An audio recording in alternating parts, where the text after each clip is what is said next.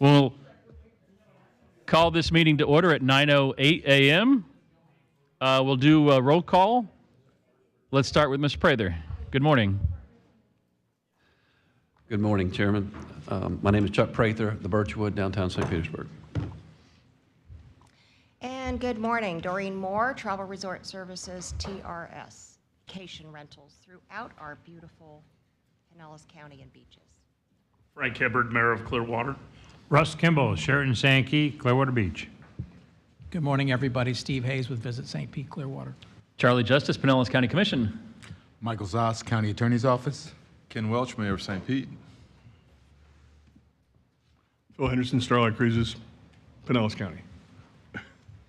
Good morning, Mike Williams, Innisbrook Golf Resort. Good morning, all. The only chair comments I have this morning, I want to congratulate Mr. Kimball, Mr. Henderson, Ms. Moore, and Mayor Brzezowski for being reappointed last night by the Pinellas County Commission for another term of service on the Tourist Development Council. Congratulations, and thank you very much for your willingness to serve on this board. We appreciate your time and efforts. Let's go item number 3, approval of TDC minutes. Are there edits or is there a motion to approve? Move approval. Motion by Mayor Hibbard, second by Mayor Welch. All in favor say aye. Aye. Any opposed? Show it passes unanimously. Do we have any public comments? All right. Item 5, capital program discussion. Mr. Hayes, take us away. All right. Thank you, Mr. Chair. Before we have discussion on the guidelines, we do have a presentation from the DALI and their expansion. And this is an update from them on their project. And as you all remember, they had been before this body as well as the BCC previously on the expansion. And since then, you've had the pandemic and then some other things that have transpired. So I thought it would best for Hank to provide an update of where they're at. So Hank, I'll turn that over to you and the team you've got there.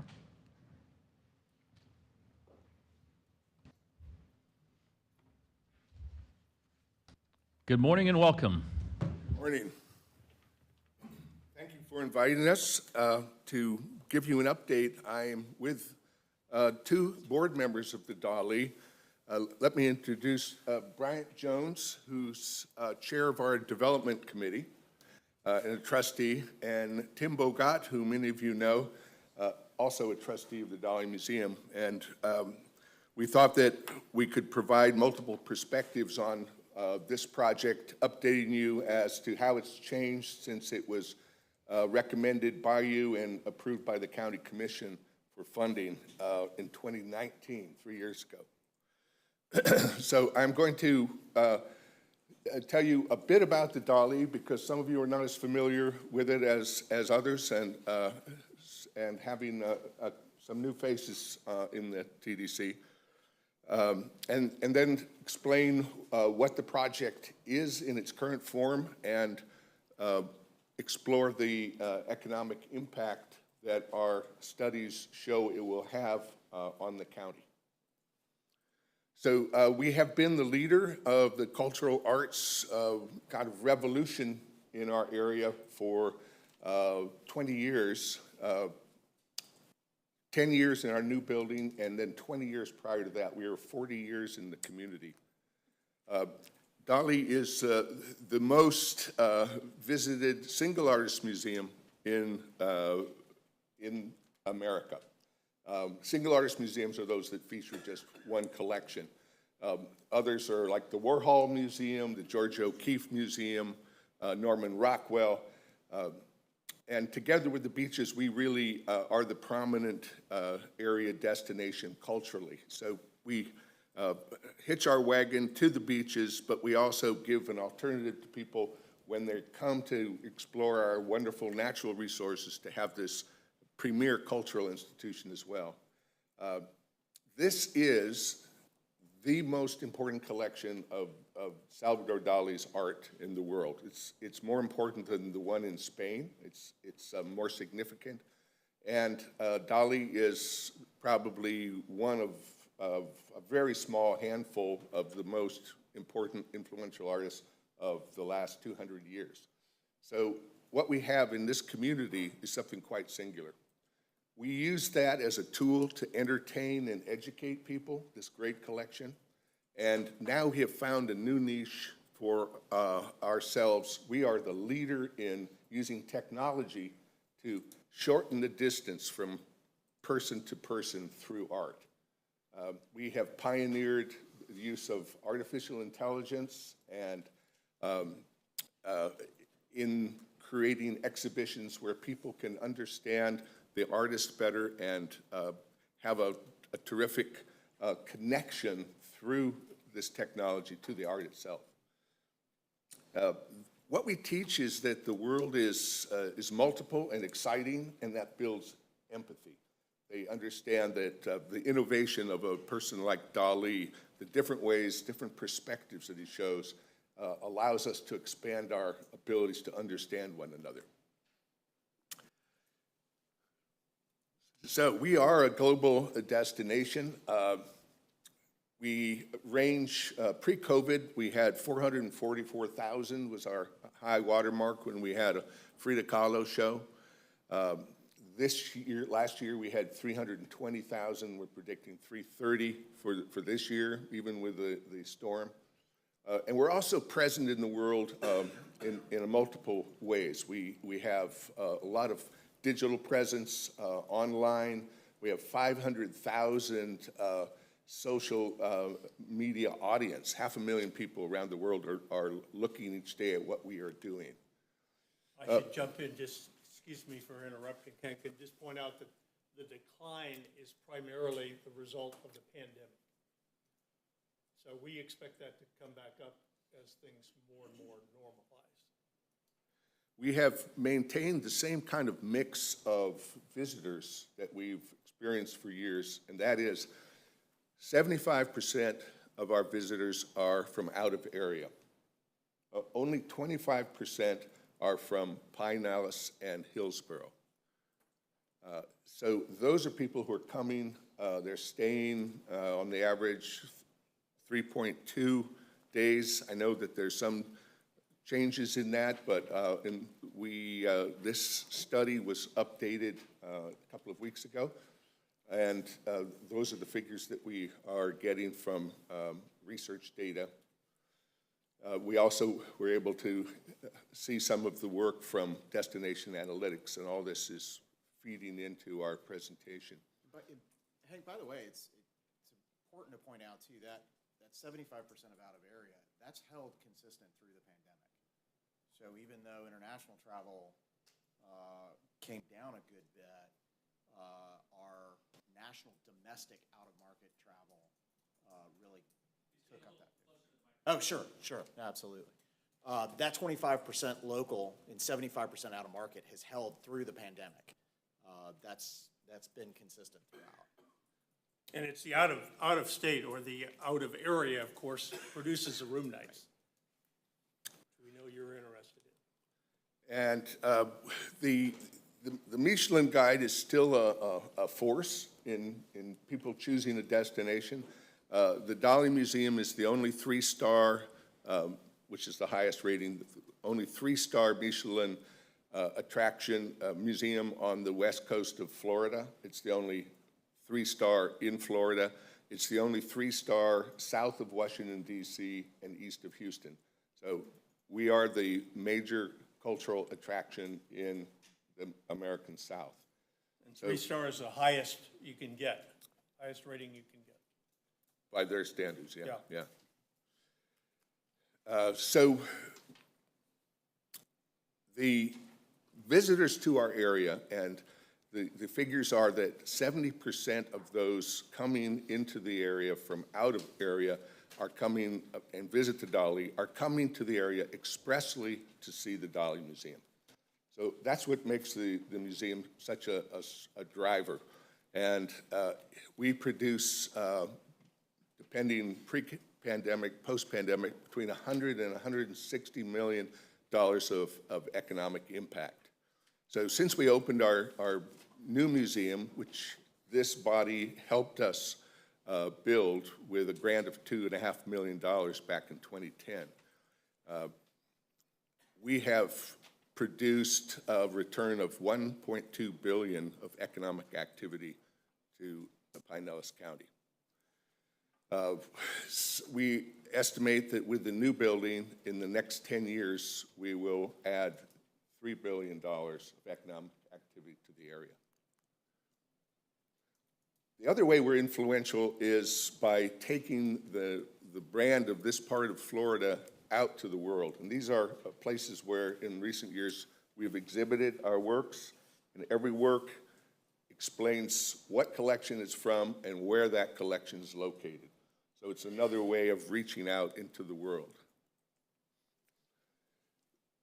We need more space, not only because we have an expanded audience, but because we have really added a new dimension of experience to what we offer.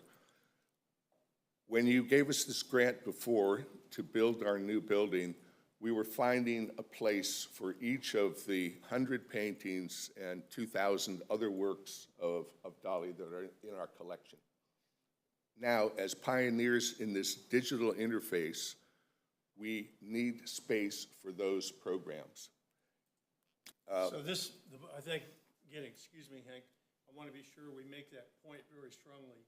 This is not more of the same, just displaying art. This is, if any of you went to the Van Gogh digital presentation that was done 2 years ago, 1 year ago, that's really what we're talking about, is having the ability to do that kind of digital presentation in the new building and other new products and services. And most recently, we closed in May an exhibition of Picasso. Because we have this strong collection, we can borrow works. This was from the French National Picasso Museum. All the works were there. We have that power to bring that kind of art that appeals well-known artists to and masterpieces that other museums that don't have the ability to loan important works can't do. So you saw perhaps our Picasso Museum. With that, we had one of these digital experiences. We used artificial intelligence to turn a selfie of each visitor as they would sit on a stool in front of the machine into a cubist portrait. And it took them through not only the steps that a cubist artist would go through, so they learn about what cubist art is, but it took them through the steps that the artificial intelligence was going through to create this image. So it brought them closer to technology and brought them so close to art because they could see themselves in the cubist portrait. We've now expanded that to 6 different artistic styles. We have no place to display that. And every booth, we had 6 at the leading point of the show, was filled at every moment. And you mentioned our Van Gogh show. The Van Gogh Alive show, which was produced by a company called Grande Experiences out of Australia, we sold, for the 6 months that we had it there, we sold every ticket for every hour of the exhibition. And so we found that this kind of thing is immensely appealing to a broad demographic. And we used the Van Gogh exhibition to study our audience and their tastes and their likes. So we found that 94% of visitors came especially to see the Van Gogh Alive. Usually people come to the Dali to see Dali, and only about half are motivated by the special exhibition, of which we always have one. But this was 94%. And another almost 90% of our visitors said that this exhibition, which was projection mapping, it's called, different images around a large room with music and a voice and text, changed the way they think about art. And the way it changes them, they feel more connected to the artist. They feel they understand the artist better because they can see the biography and its relation to the art.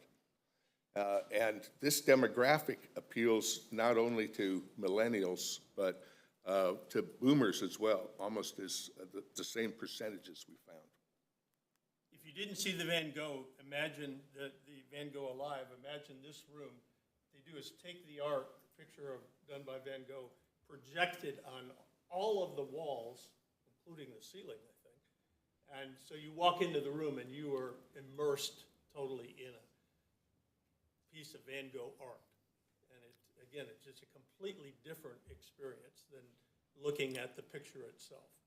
And I'll make sure I step closer this time. We talk about Van Gogh a lot because it was really the proof statement for us that the market exists and that it's a different market than what we typically draw.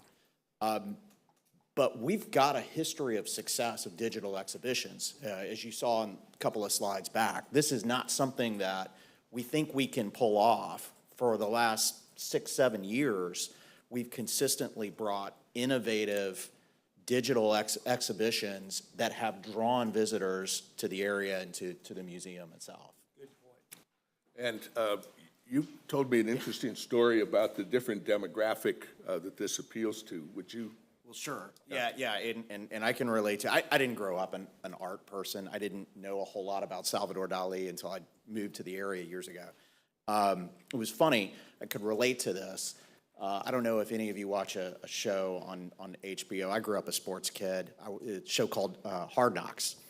There's a scene in the last episode, you've seen it, Mike, in the last episode of this season where one of the players, good young kid, solid football guy, goes with his parents to this Van Gogh exhibition. It was a different version of it. It was in Detroit. And you can see the art come alive to him, not to use the term. And the scene ends, it's great. By the way, it was a great season of Hard Knocks. But it was, at the end of it, he makes a comment as he's walking out of the exhibition. He says, "This is how I want to see art." And for us, or at least for me when I was watching, I was like, that's it. That's what we've been talking about at the museum. Highly recommend it. Well, we were so impressed with the production that we did a joint venture with this group called Grande Exhibitions. And we have just finished the production of a show called Dali Alive, which tells the story of his life, the trials, both historical and personal, of the era through which he lived from 1904 to 1989. Wars and genocide and exodus and Dali's own personal struggles. So we tell that story with projected images and with music and projected text. That exhibition just opened in Denver. It will travel to 20 American cities, and an important aspect of the show is information about the Dali, excuse me, the Dali Museum where these works originated. So it's 20 American cities will have this marketing of our area going on. And when we get additional space, we will show this continually at the Dali Museum. So the new spaces that we are asking your help to build are two elements. You'll see on the right side of the screen a dome. It's small, it's completely encompassing, and we'll have these projection exhibitions in there. There are now several of them, not just Dali, and not just Van Gogh, but also Monet and Klimt, and more are being produced. Element 2 on the left, we're looking down in plan at this. You'll see the current building in the middle with the glass dome, a building that AOL online said one of the 10 buildings you must see in your lifetime if you enjoy architecture. We're going to build just to the left of that, to the west. You see there's solar panels on top of it, and that's the space that will have large both exhibition and conference space in it of this kind of projection. That first element can be ready to produce exhibitions and receive visitors next summer, and this is just projection of what it would look like.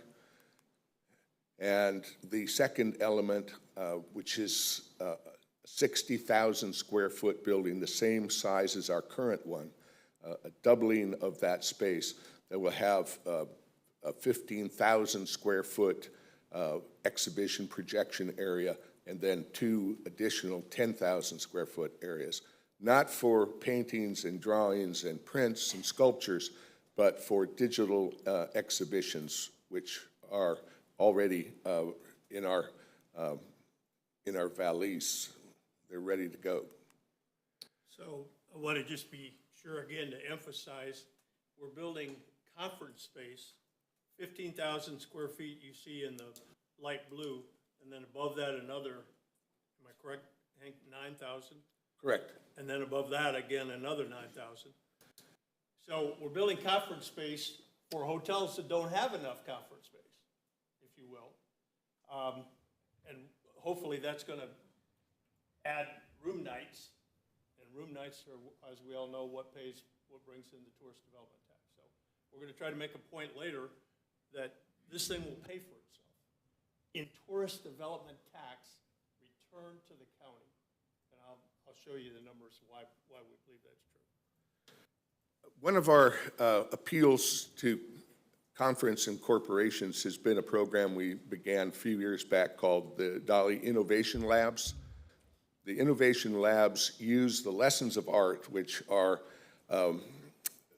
creative problem solving that's been developed scientifically for over 50 years, how you approach a problem in order to come up with new ideas, how you test them, and how you break down a problem into 4 stages of clarification, ideation, development, and execution.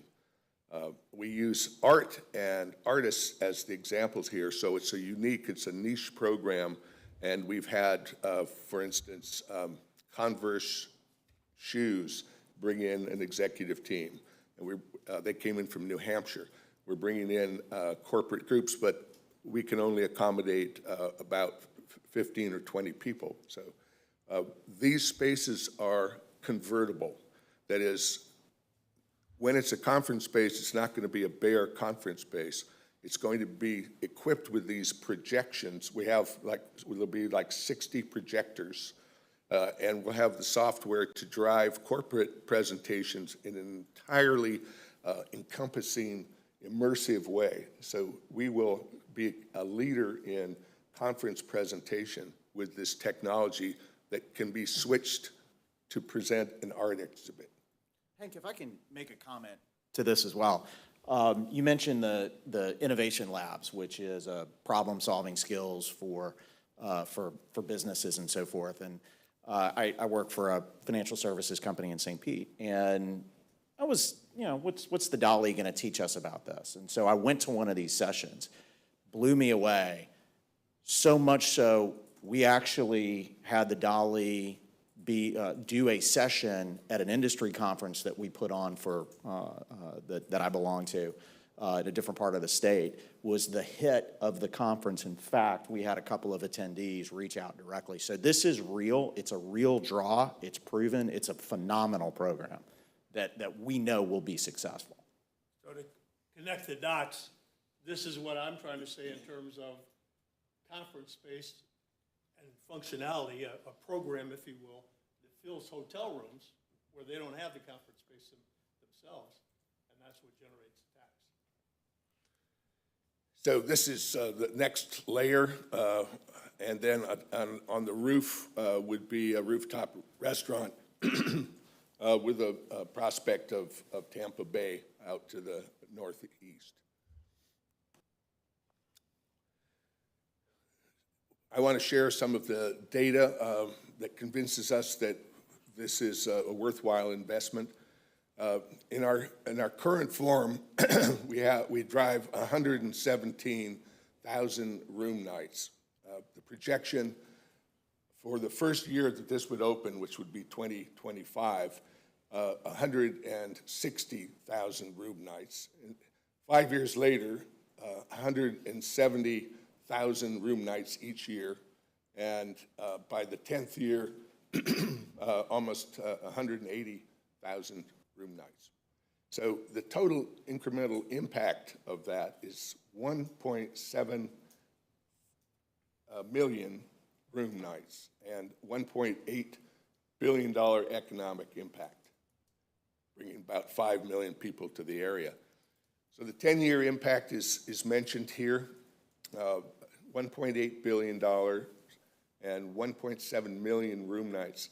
There also is increased destination exposure. If the architecture is as compelling as our current building, it will attract people just on that basis. It'll be an ongoing billboard for the community as a marketing strategy. Also, the new conference space is going to, I think, the combination of art and discussion is unique. It's a niche program and will drive visitors to the area of a corporate nature. I want to just remind you of where we were, and so you can see how this plan has altered. The plan that you recommended to the county commission, in which they approved funding for in 2019, was a combined parking and programmatic space, very large. We adjusted that in 2020 to be the current concept of a building on the west side of the current building, all programmatic space, no parking. At that time, the cost was essentially the same. It had gone up $2 million just by inflation in that period, but we had scaled it to the same price tag as the original concept. In 2022, increased materials and labor costs has drove the estimated price to $55, and as of a month ago, projecting beginning construction in the middle of 2023 and completing in 2025, the project cost is $68 million. You might make the point, Hank, again, that there's no parking in this new design. We got some feedback and heard it, that there was concern about using tax dollars to build parking spaces. And that's not what we're doing here in the new design. This is all functionality space. We've solved the parking a different way. And there's more programmatic space than before because the parking idea was convertible space so that we could grow. And now we're having to predict the next 30, 40 years of needs for the museum in this 60,000 square foot addition.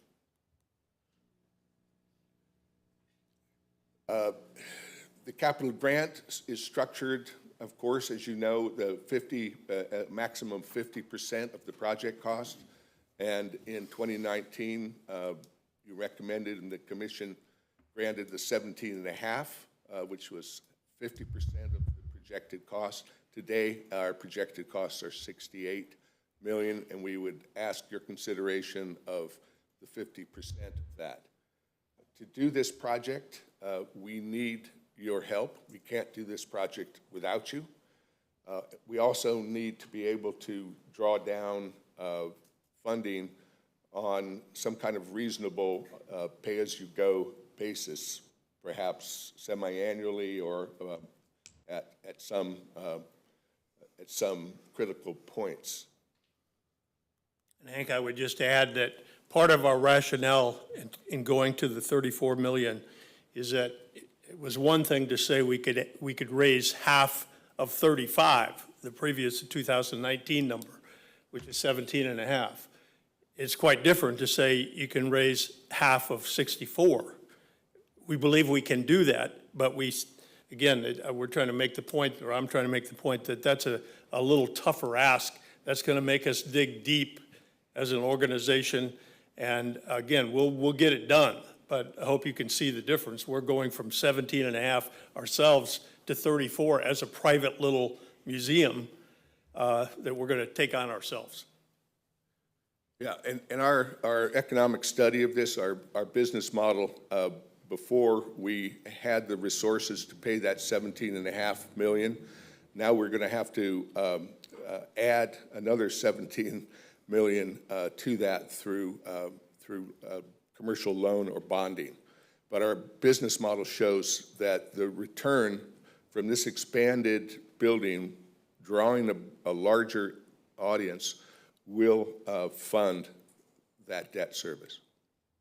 And I would make the point here, and again, we're going to show you some numbers as to why we believe the Dolly is so compelling and why this works. And again, that the project can be paid back in actual tourist tax dollars delivered back to the county from this new development. But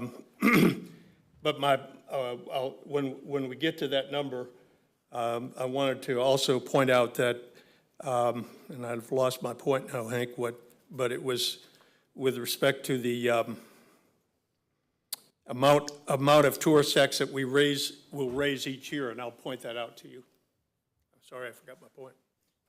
Lost my train of thought. The path forward for us, there's two hurdles. We have to go, we're on the ballot in St. Petersburg to pass the permission of the voters to add a little space which is 40 feet wide and 170 feet long, on which, part of which the building would be built. We would be building on our current leasehold and then need this little addition. So that's before the voters on 8th of November. And then we need the TDC's recommendation to the commission to fund this project.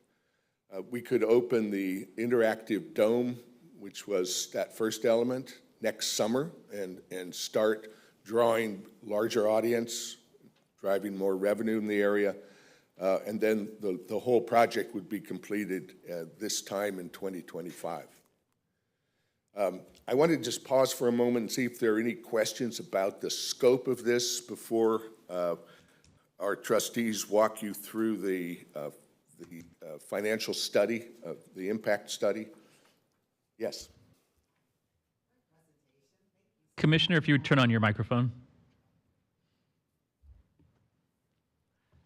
Great presentation. Thank you for being here. One of the questions I thought when on the 34 million, when it turned into, when it multiplied the way it did for the latest estimate, did you revisit the needs for the entire 60,000 square feet at that time?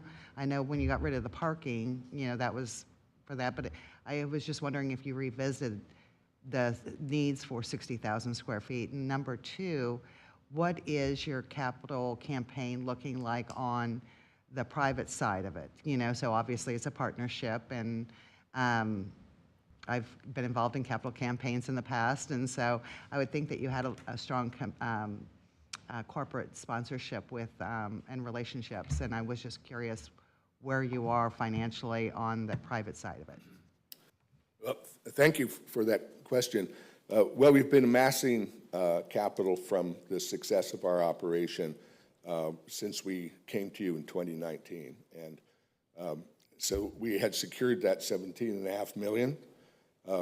But when we look at the flow now, we're going to need to borrow beyond that unless we can be amazingly successful in our capital campaign.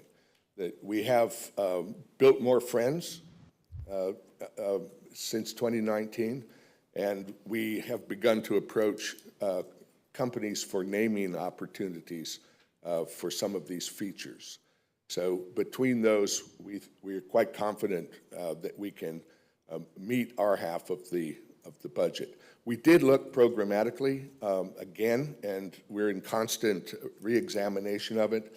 We realize that the efficiency is to build at this time, and so these are we're looking forward as clearly as we can. It's always easier to look back, but we're looking forward to what our needs are, and we think that this digital approach to the experience and having the space that can be converted from an educational group to a conference group to a visitor to the museum and can be subdivided depending on what's current at the moment, will suffice to keep us absolutely vital and meeting our visitors' needs for the next 20 years. And I remembered my point. It's to your point, your question, Melinda.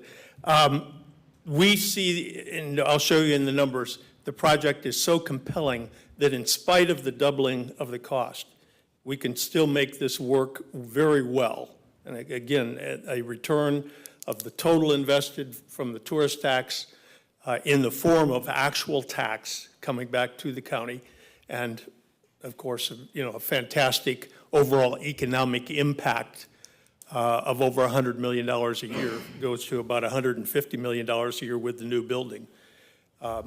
So again, we'll point that out. But the numbers we think are compelling. If you remember, what was it, 12 years ago, we asked for $2.5 million. We're all kind of like, is this really going to work? Should we be doing this? It was pretty controversial. And it surprised everybody at how well it did. And we continue to feel very optimistic about what the Dali can do. Mayor Hibbert has a question. Yes, so I'm still not clear if value engineering's been done. Was all of your economic studies, and Elizabeth, thank you for forwarding on the presentation to us. If you don't know, we just got it on your emails. Was Research Data Services the company that did all of your economic impact studies? Yes, in 2019, we asked Research Data, that was one of Walter Clay's last projects, I think, because of his continuity with the TDC in the county. We thought he had studied us before and knew best the way we impact the economic life here. So we asked him to do that study in 2019. When we returned for an update at Doreen's suggestion to get figures up to this moment, we went back to the same firm because they had done the prior research. My marketing team reached out, and the TDC was good enough to show us some of the data from Destination Analytics as well, and that informed our study.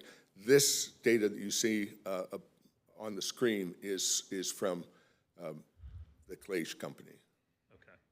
And Frank, but it to answer has your been question. updated since the 2018? Updated, we actually got the last revised figures in the day before yesterday. Okay. And Frank, to answer your question about value engineering, no, that has not been done yet. We don't have final working drawings. Beck, the party, the construction company that built the original building, has provided these numbers as estimates. We definitely would go through that process, value engineering process. And if the number turns out to be less than $68 million, then the number for funding from the county would come down, because you can't do more than half anyway.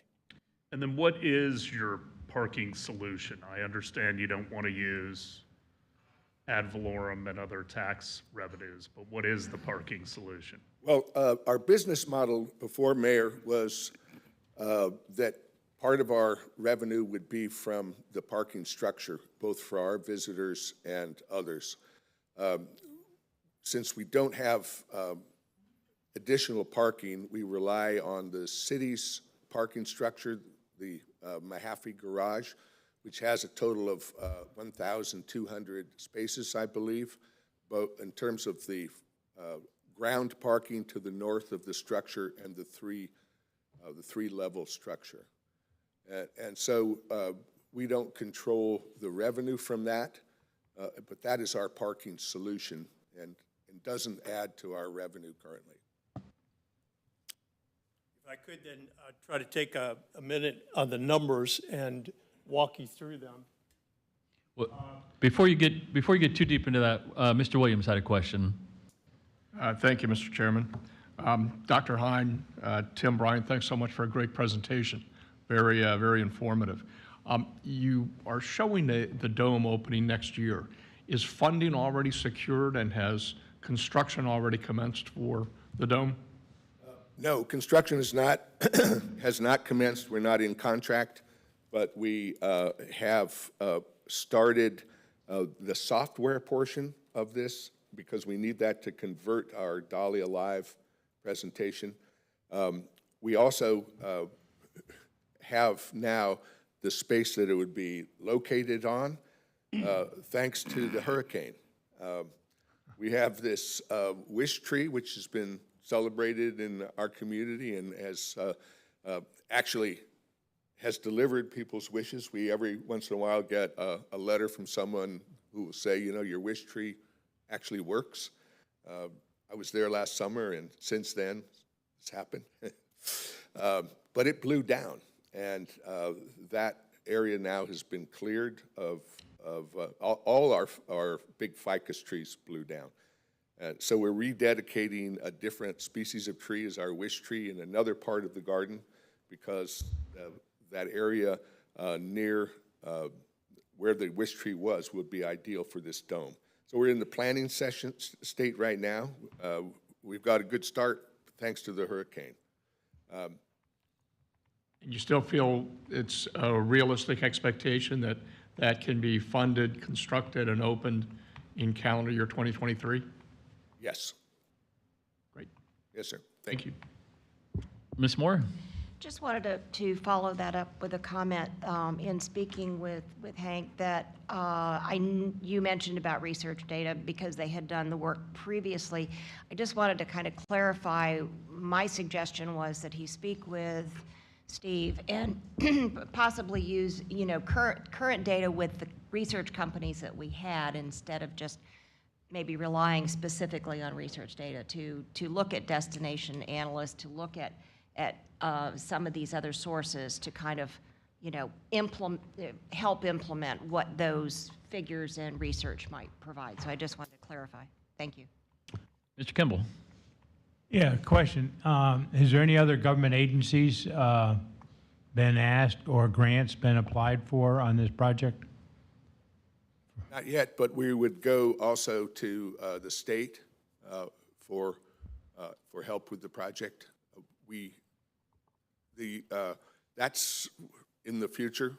These two hurdles are the core that we have to get through. That is your willingness to fund half and the city referendum.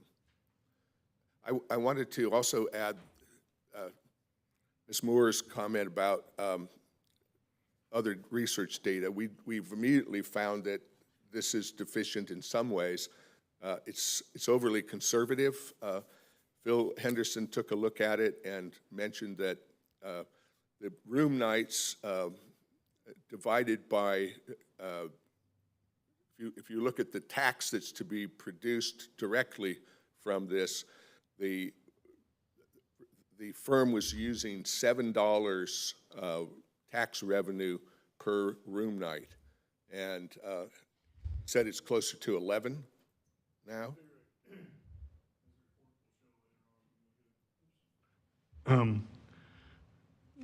Through August this year, our average room night was $193.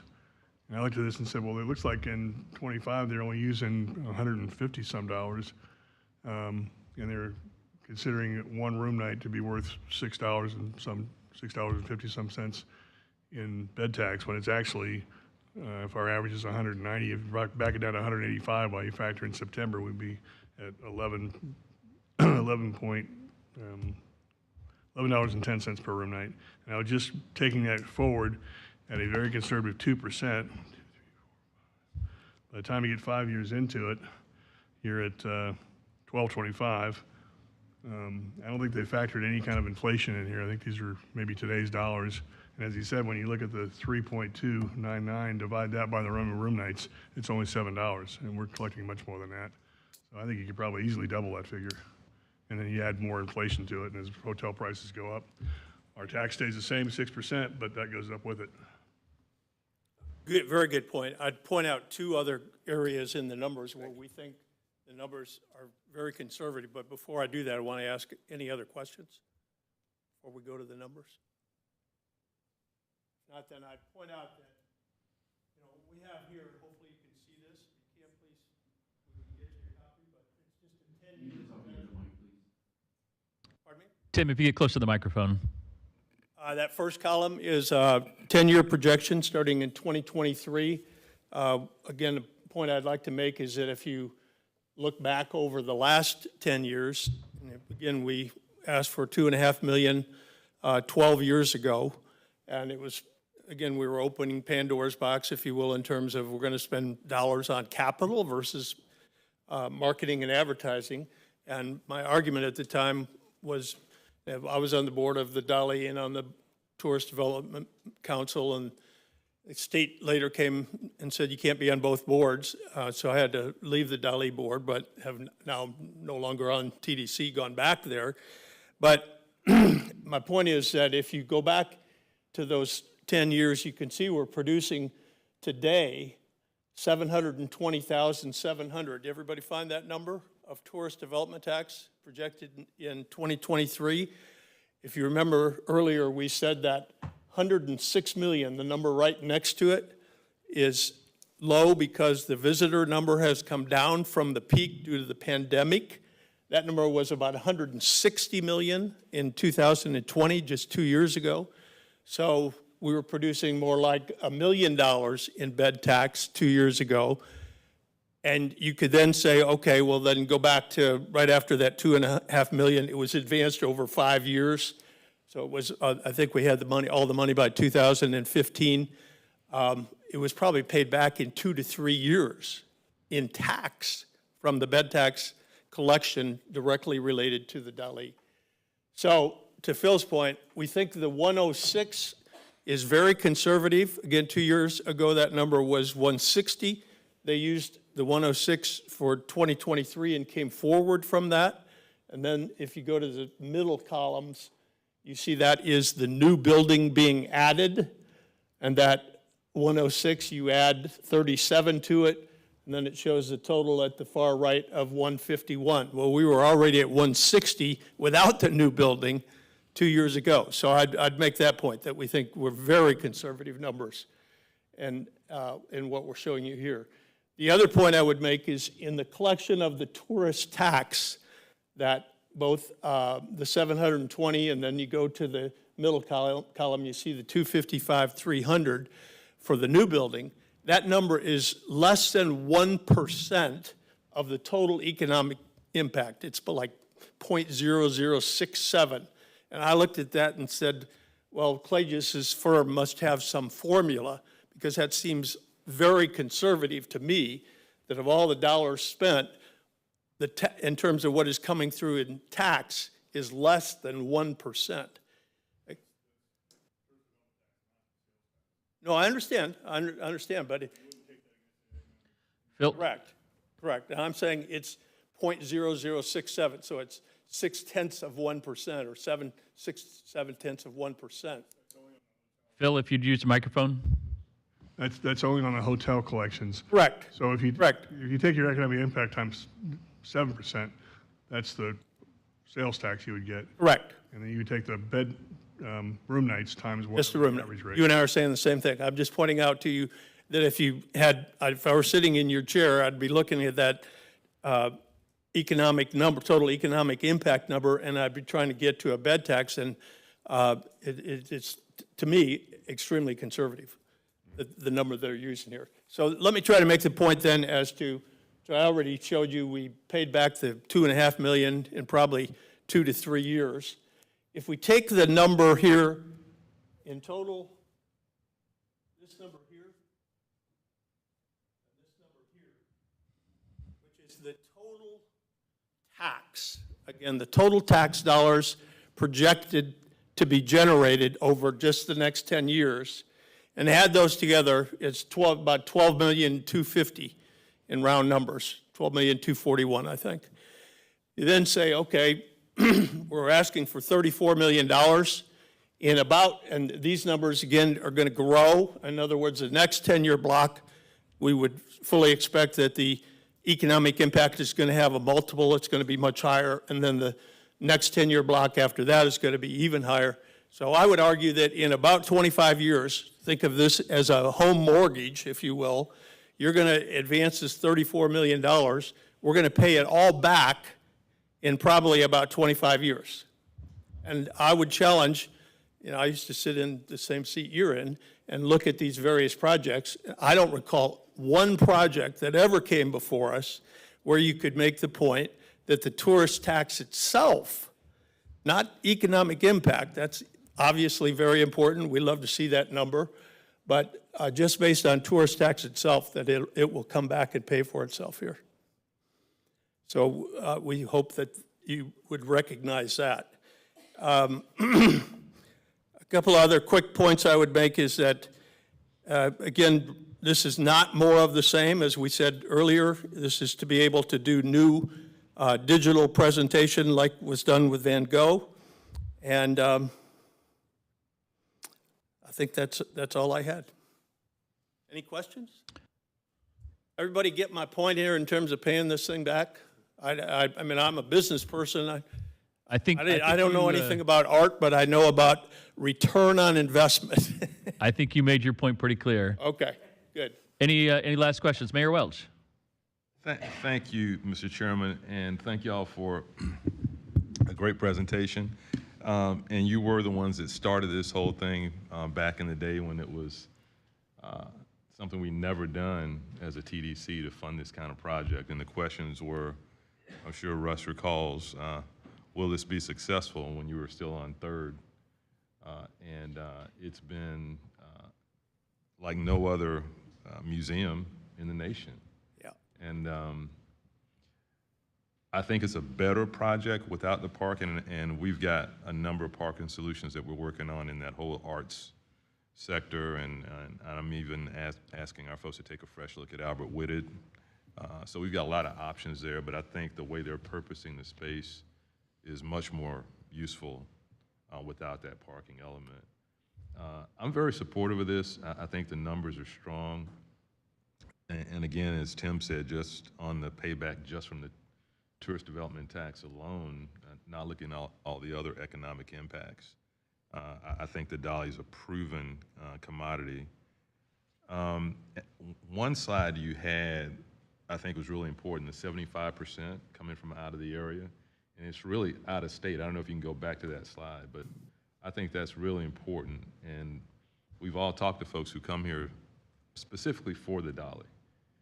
And they're out of, we have a lot of folks that make the day trips in the Florida area, but the 75% you're talking about is outside of the state of Florida and international. I think that's important as well.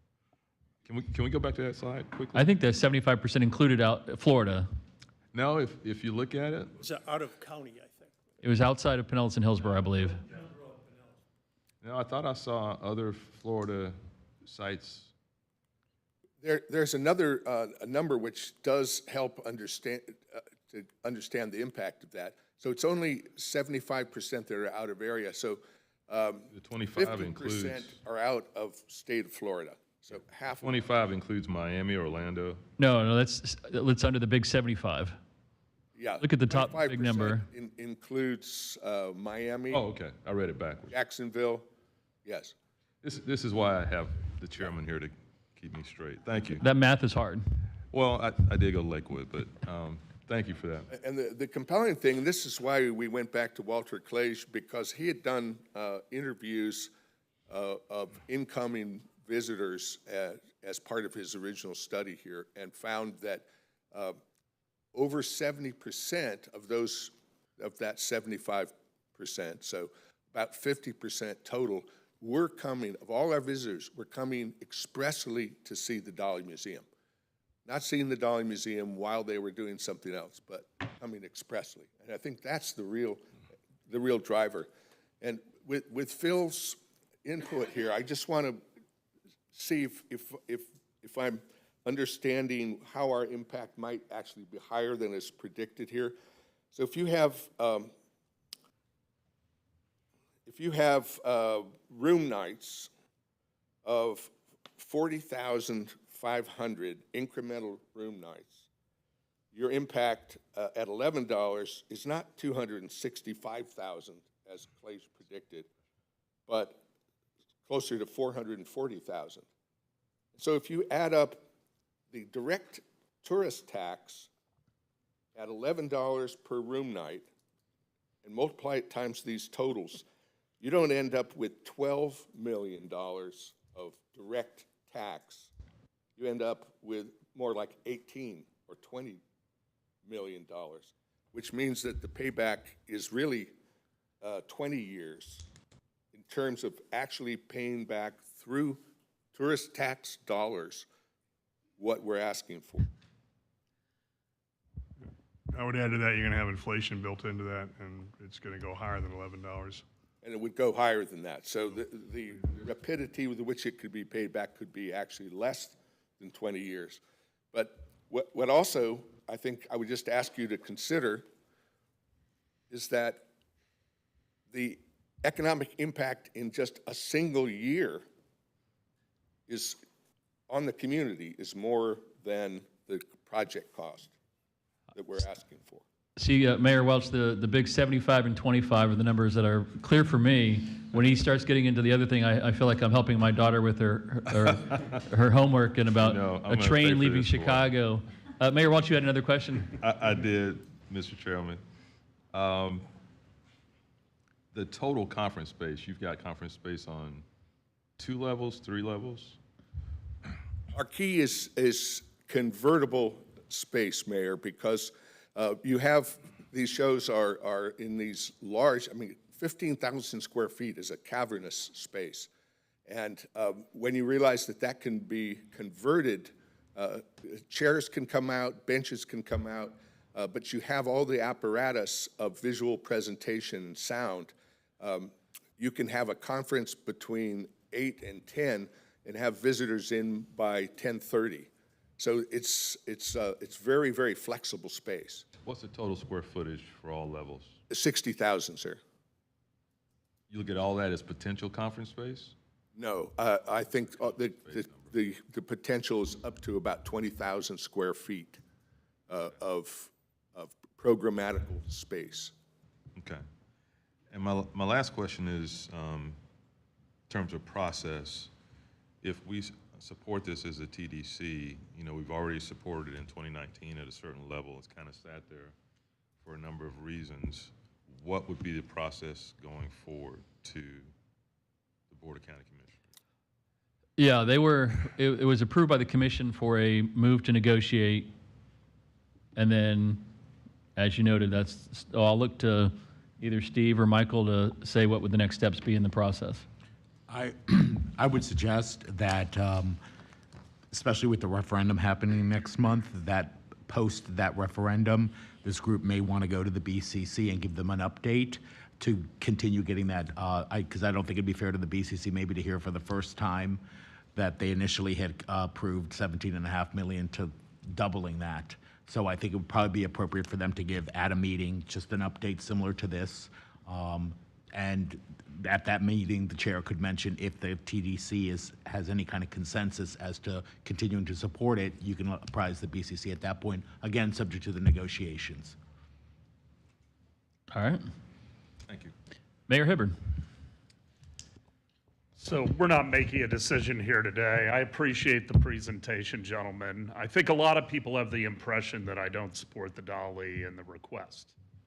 At least that's the feeling I'm getting from some phone calls that I've been receiving prior to this meeting, and that isn't the case. I think the Dolly is a world-class facility and is a tremendous draw. Is there any anticipation, Mayor Welch, for a contribution from the city of St. Petersburg? Microphone. It's a partnership, and we're open to any discussion to keep the project moving forward. But we think the TDC element is crucial to this moving forward. There have been a lot of discussions with the Grand Prix and the Mahaffey to get to this point, and I'm really excited. I don't know if we've had that Arts Center presentation here, but there's some, I think, transformational things we can do with that entire campus, working with the Mahaffey and other parts of that downtown arts community to move forward. So I'm open to partnership. I'd have to hear the ask, but we're open to it. So there's not a formal ask yet that has come to the city? Not that I know. Okay. So, my concern is that our wants throughout the entire county exceed our revenues. And not to be a jerk, but I'm going to be very transparent.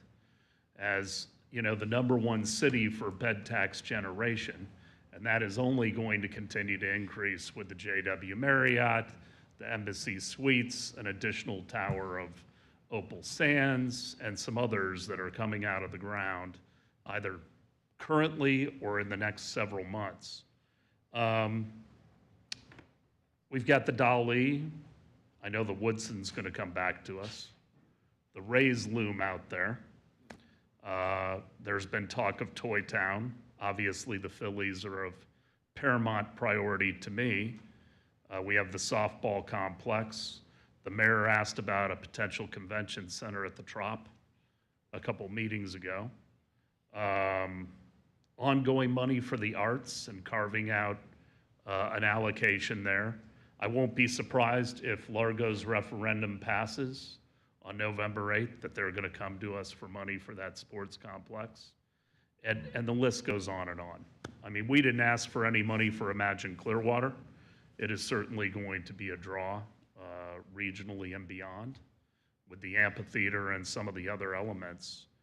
And I just think some of these conversations have to be put into a total context when we make these decisions. There's been a lot of talk about matches, and we've gotten a lot of pushback on the Phillies, that the Phillies aren't contributing enough. The city is certainly contributing a significant amount of money to that project. We're also going to get state dollars, and the Phillies are going to exceed 50% should that project go forward. I know many people have seen the initial figure, which is staggering,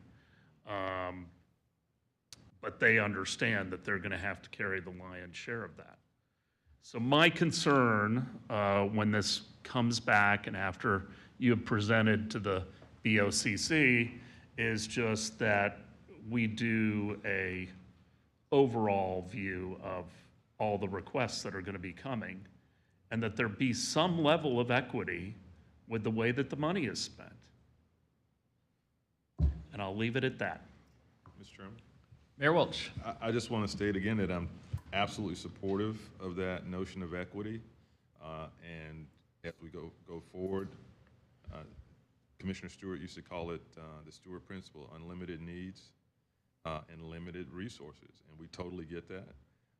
There are a lot of asks on the table, and we absolutely need to have that balance. So we're on the same page. Thank you. Thank you, Mayor. Mr. Prather. Thank you, Mr. Chair.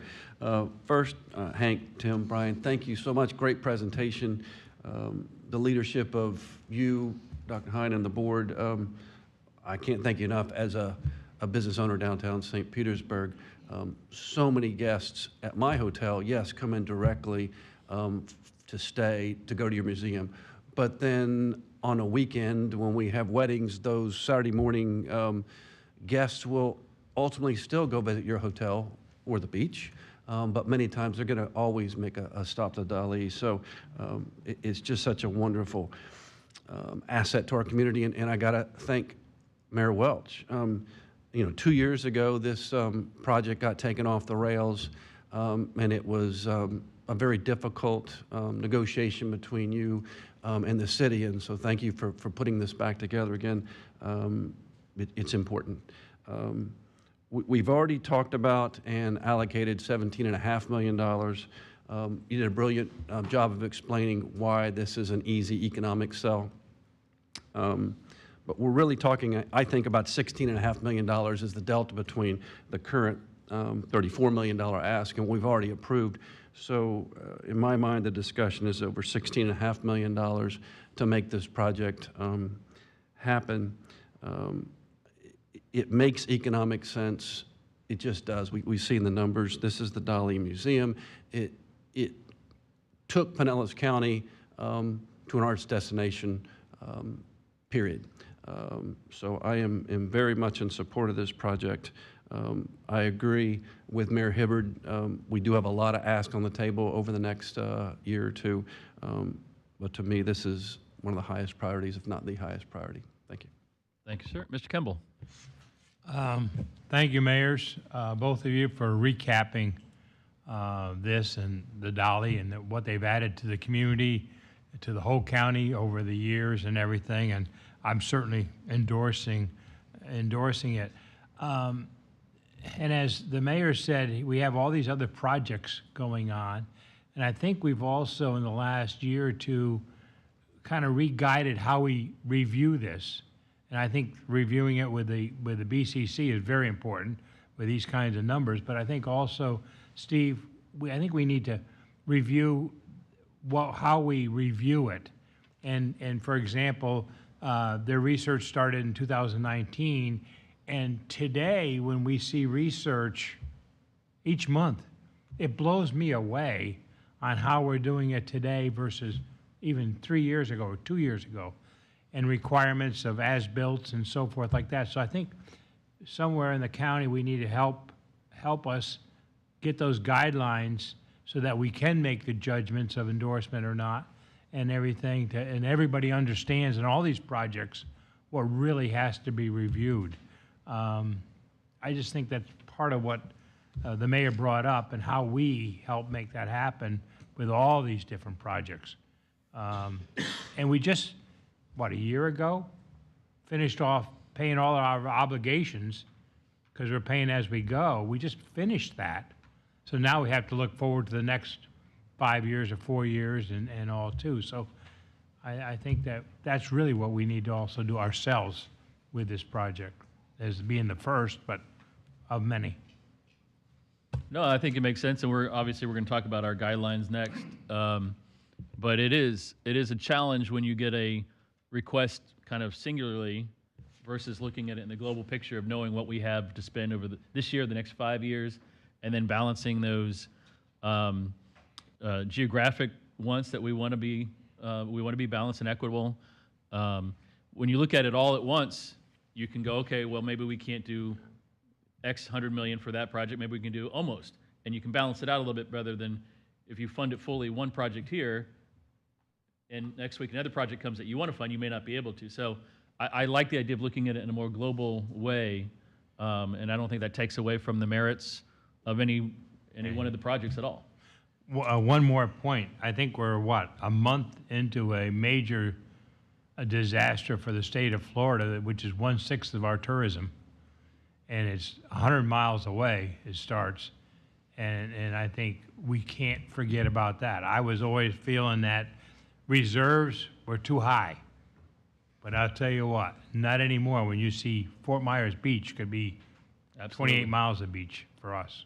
Yes, sir. So I think that's something we got to really also put in the formula.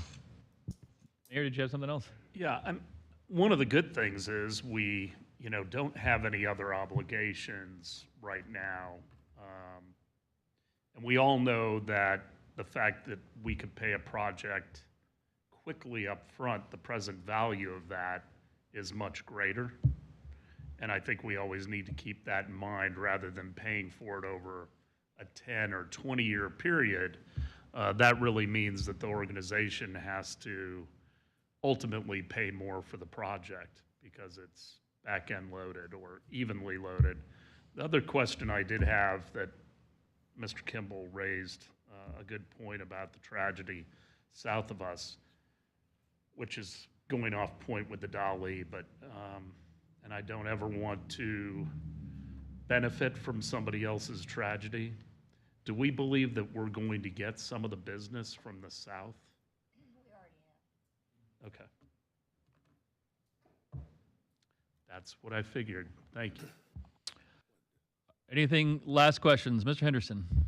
No really questions, just a comment. I'd invite you to stick around for a little bit. The next thing we're going to be talking about is the guidelines and how it actually works.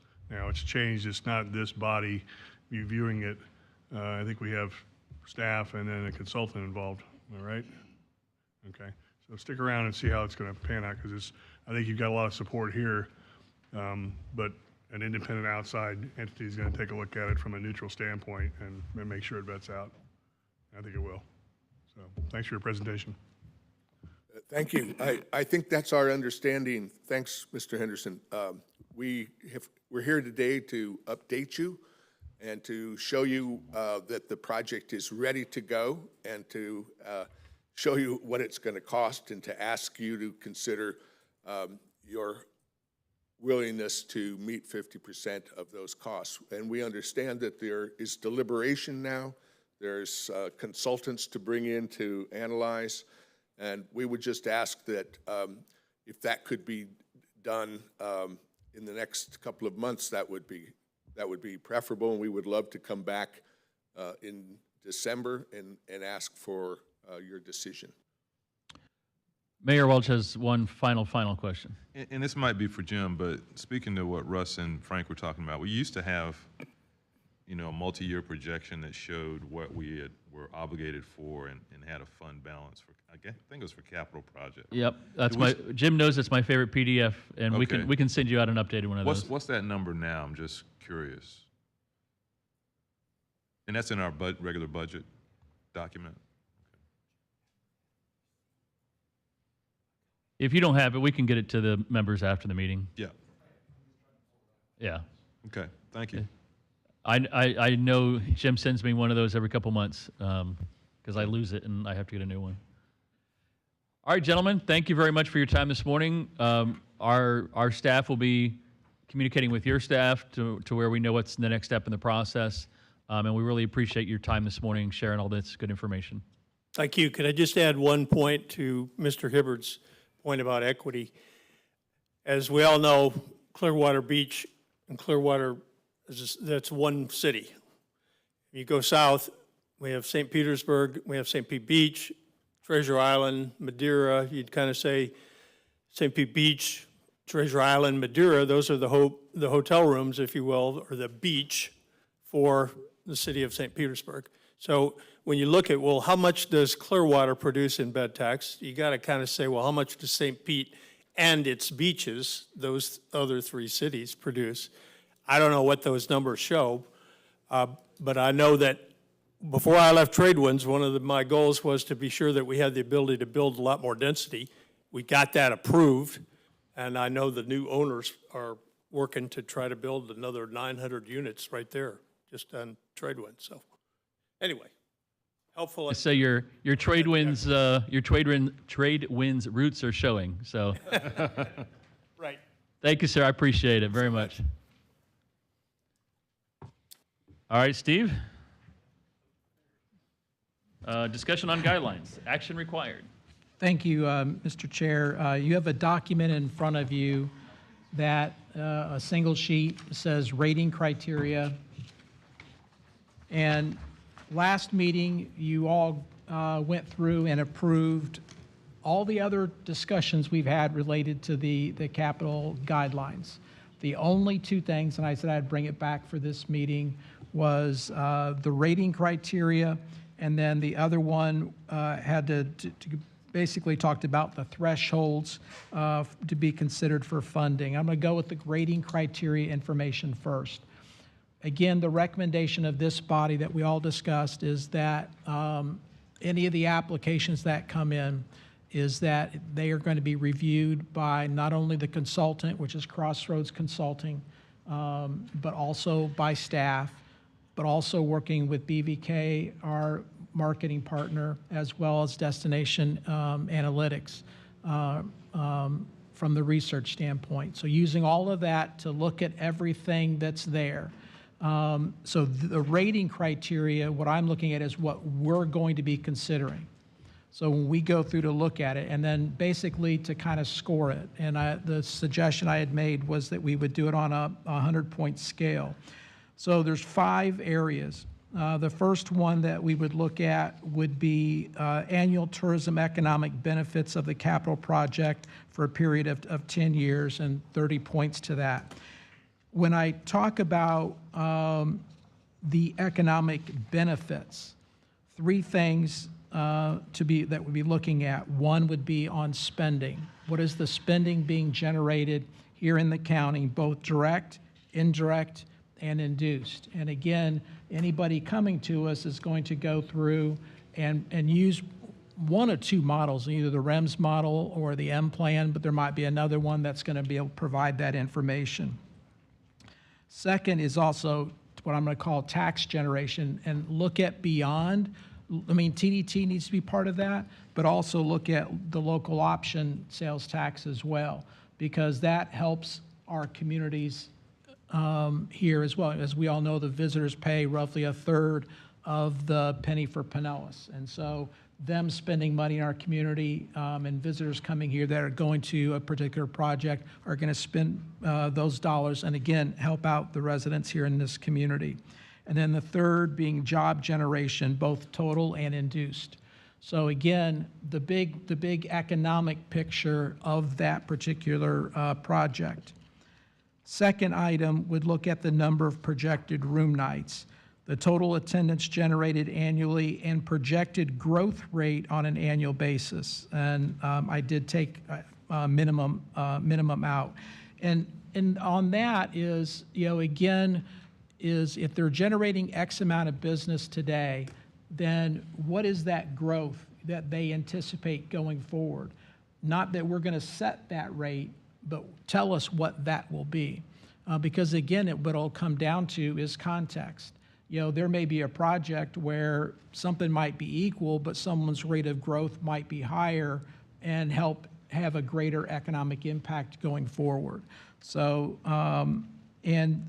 that we would utilize Crossroads and destination analysts to go through and review that information in addition to staff. The third item is, and that one would be worth 25 points. The third item is total marketing and sponsorship benefits for 20 points, and we took that down by 5 to add it to another category. But this is to go back and, at the end, we negotiate with the various different entities to go through and say, if we're going to be supporting this project, what do we get out of that?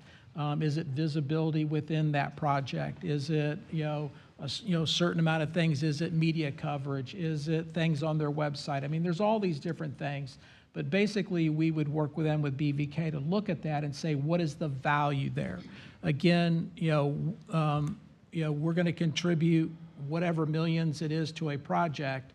Are we getting X amount back in visibility for the destination, the community as a whole?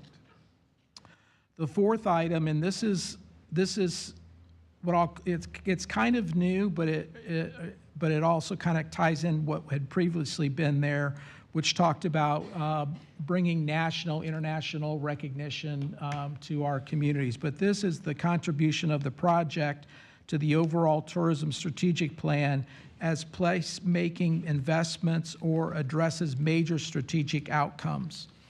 And I think part of that is, we've taken the time and effort to go through and say, here's priorities in our community, and we met with a number of different people to talk about this. And so if we're looking at place-making investments in our community, is it going to help address some of those outcomes? As an example, coordinating with municipalities and attractions to better broaden the tourist experience, encouraging more large-scale cultural and sporting events, contributing to place-making efforts across the county to highlight different areas of uniqueness. So again, looking at the strategic plan and those items, will the projects help us achieve any of those different things when it comes down to the project? And again, what we would do is identify what those things are, and then and come back and say, as an example, if someone wants to have a let's say a sports facility, and that's going to bring in youth amateur sports, and we can get a NCAA out of it, that's a major sporting event. Okay, that makes a that would probably make a good investment when you start looking at everything else. So again, going back, is the contribution of the project to the overall tourism strategic plan as place-making investments or addresses major strategic outcomes, and we would assign that 20 points.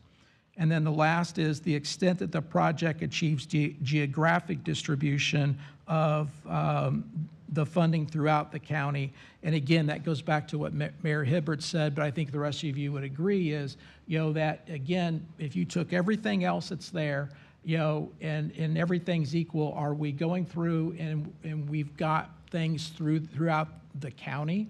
But again, it needs to be put into context and economic impact and benefit and all those other things. Previously, that was at 10 points, and I reduced that down to 5 to put more in the top one, which dealt more with the strategic plan and being a part of that. So that would be the rating criteria that at the end of the day, we would review all of this information. And then like we did with the lead events, we would come to this body and then we would make a presentation and say, this is what we received. This is the information of how we've reviewed it. We'll have all the information to you to review it as well. And then this body can go through and agree with the direction that we were going, make changes, make recommendations, but at least we will have done all of that. And then from there, this body then can make the recommendation to the Board of County Commissioners. And then the Board of County Commissioners, as with everything, can, again, it's a recommendation to them to review based on this body and based on staff. So that's the rating criteria. And again, previously, this is what each of you voted on. This is what staff would be looking at and the consultant when we go through this. Any questions on that part? Mr. Williams. Steve, thanks so much. I think this is excellent. I'd like to suggest, though, one more criteria, if we may. I think it's always important to look back and make sure that the actual performance matches up well against the projections that we decided on. And if I could suggest we establish a performance index. We could have destination analysts do the work for us that after the fact, we review the actual performance, be it room nights, economic impact, et cetera, and establish an index that gives us kind of a report card on how they did. Did their performance match expectations, and does it warrant future funding if it's an annual event, or a increase or a reduction in funding for future events based on that performance index? Thank you. Mr. Prather. Thank you, Mr. Chair. Quick question. Is there a minimum score for us to evaluate? Yes, sir. The minimum score would be 70 out of 100. Mayor Hibbert. To Mr. Williams' point, this is really for the capital program rather than the elite events, correct? Yes. I don't think the idea for projects that have received money previously from capital, that's a bad idea. The only issue is if it's a new project altogether, how do you distribute the points and what would you take the points from, to create a category? I certainly think we ought to be looking back at what we've invested in over the years and make certain that we are getting our return on investment. We're certainly not going to claw back any money, but it can inform future TDCs of what investments have worked and those that really didn't meet expectations. We could go through under economic benefits, the first two items. So the economic benefits as well as projected room nights and attendance. And if it was a previous project and we're able to go back and look at it and just make note and say, this entity received funding in the past, they had projected, 5,000 people, well, they actually did 15,000 people, or whatever it is, and put it into the context of what has been done. And then going forward, I agree, and I believe it came up in our presentations to the county administration on budget of going through and getting a way to measure the effect or ROI back on this. once we go through and do these things. So going forward, we would set that up. Mr. Kimball. We talked about and suggested to the Dolly to inform the BCC of this ask. At what point do you see, as Mr. Chairman, as when that should be after they've done us? And then also, I believe there is also a vehicle, they can go, projects can go, capital project could go directly to the BCC first. Am I right? Well, it's typically they go to the BCC for a approval of the concept, and then it goes back through the negotiation process. I was going to say certain types of facilities or amounts require like a conceptual approval that's set forth in the guidelines. And then everything else, you're right, Mr. Kimball, while we try to keep to the guidelines in the program that administers it, there's nothing that precludes an entity from going to the BCC at any time and asking for money, even outside of the funding cycle. That would be up to the BCC then to recommend whether they want to entertain that or not. Right. So everybody understands. I think obviously a lot rides on the referendum in November. Commissioner? Thank you. I wasn't really prepared for this conversation, but something came up that made me feel compelled to wing it. So thank you for tolerating this. Tim Bogot, mentioned about the trade winds and how they're going to be able to bring 900 additional rooms. And what we're looking at with the Dolly and all these other capital investments are going to be, increasing tourism and all that goes along with that. And as a representative of the Big C on this board, I know that I've spoken to Michael and to Stephen, in the past about, the states allowing, infrastructure, costs to be absorbed in the capital categories on the TDC monies, correct?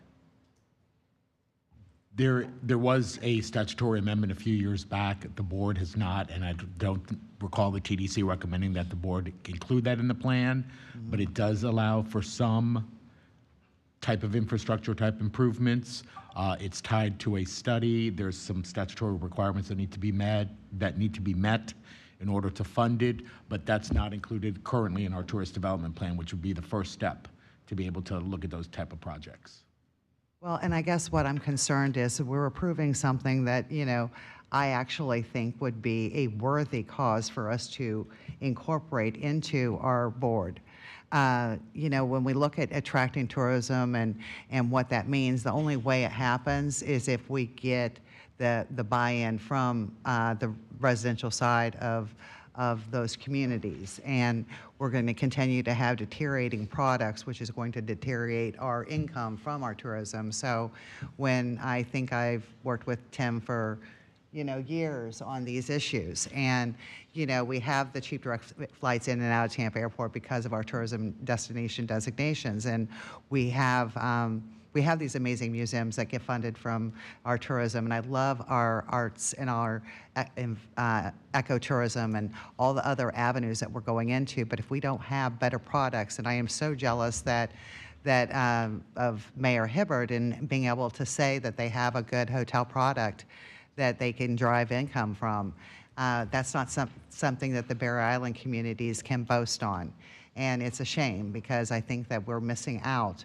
And we're missing out because the residential side of it is saying we do not get $1 from bed tax revenues in order to offset the hosting cost of 40,000 additional people on any given Sunday. We don't get sales tax revenue based on, so every time we try to allow for a quality development project, we get shot down by the communities and we become a stale, development town. And it just hurts tourism in Pinellas County completely. And if we were able to take advantage of the state, allowing us to provide some of those costs associated with hosting tourism, and we're the number 2 in St. Pete Beach. I think, when you look at Madeira, you look at Treasure Island and all the Bear Island communities, somewhere along the line, we've got to caveat that because I think as far as a sustainable tourism industry, 20 years from now, having a good product to be able to bring in that revenue is absolutely critical. And it would not take much, but it would go a long way with ensuring that in the future. That was me winging it. Sorry, I could No, talk for a long time, and I'll meet No, with I any of think, you. I but think, and I've talked with your mayor several times about this concept. It's real. And I completely understand.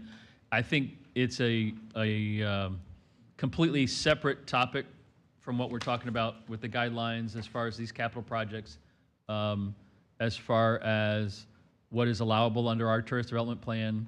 And that would have to be a change by this board and then approved by the BCC.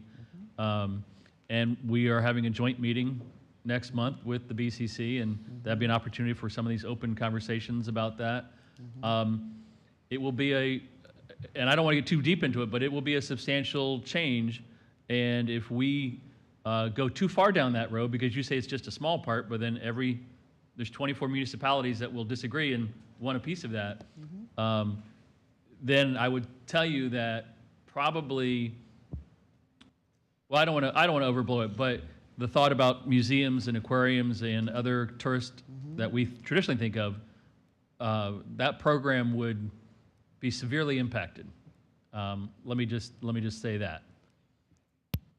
Well, and why I brought it up is when I heard the 70 points is the minimum threshold, and I don't think that that program that I'm speaking of, which I think is absolutely critical to the sustainability of tourism in Pinellas County, is going to hit that criteria. And, you know, I think we have a lot of great programs and we have a lot of revenues coming in and a lot of unexpected revenues coming in. We're talking a very, very small portion of those revenues that the state has allowed for it to be covered through here, that this board has not entertained or taken action on, that I think is very important for us to consider. Okay, very good. Mr. Williams. Thank you, Mr. Chairman. I wanted to make certain I was clear. I realize this is capital funding that we're speaking of, but I do think the look-back provision is critical. Is our money working as hard as we expected it to do by granting a particular funding for a project? What kind of ongoing oversight do we have for the tens of millions of dollars that are allocated each year? Does that money work like we thought it was going to? And we should have some regular review, oversight, and discussion about the performance of the funding. And I think Mr. Hayes' comment about having a portion of the discussion in those first two sections about applicable projects, you know, for example, the Dali, we invested a small amount, you know, and the return there, the previous investment in baseball, those kind of things could look back and help you formulate your opinion on future projects. But Mr. Zoss had a comment as well. Yes, I was going to address Mr. Williams' concerns. I believe a lot of that is already captured in the funding agreements, the right to audit, annual plans, and those kind of things. Mayor Hibbard brought up the mention of a clawback. That's currently not in there. That is something that could be suggested if there was any support for that, if there was a failure to meet certain metrics. I mean, there are different things you can do to get assurances as to the investment and then make decisions moving forward. And if I could, just as a follow-up, and thank you for clarifying that, Michael, can that information be shared with this body on a regular basis so that we can see just how they are performing? I don't see a reason why it couldn't. At some report, staff could probably get that information and present. Sure. Great. Thank you. Mr. Anderson. So is that being done currently? We just have the right to do it, but is it actually being done? I don't administer the contracts. I don't know if that's being done or not. No, I think Mr. Williams has a valid point there. We want to look at something. We give 26 million to the aquarium. How's that, how's that doing for us? Just to see how closely it paralleled to their projections, and it would be very enlightening, I think, to see how those projections go versus how it actually went.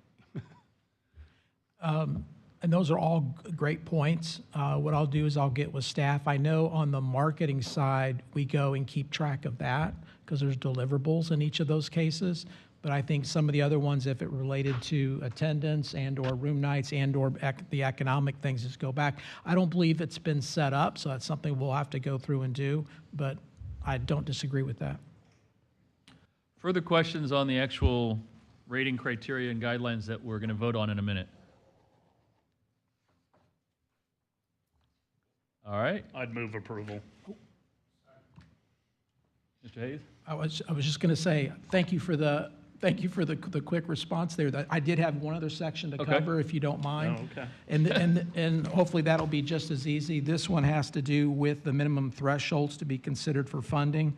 And actually, the numbers are the same as was currently in the guidelines. So a capital project seeking up to $5 million in this case, shall project or maintain a minimum of at least 25,000 paid or documented attendees annually, or maintain at least 10,000 tourist room nights annually. And what we did is we changed it so that you had to either, to be considered, you had to be at a certain level in terms of room nights just to start from there. Again, they may exceed that, and that's great. You can grade them further under the rating, but at least got you going. And just to put that into perspective, if you did 25,000 people, that's 68 people per day.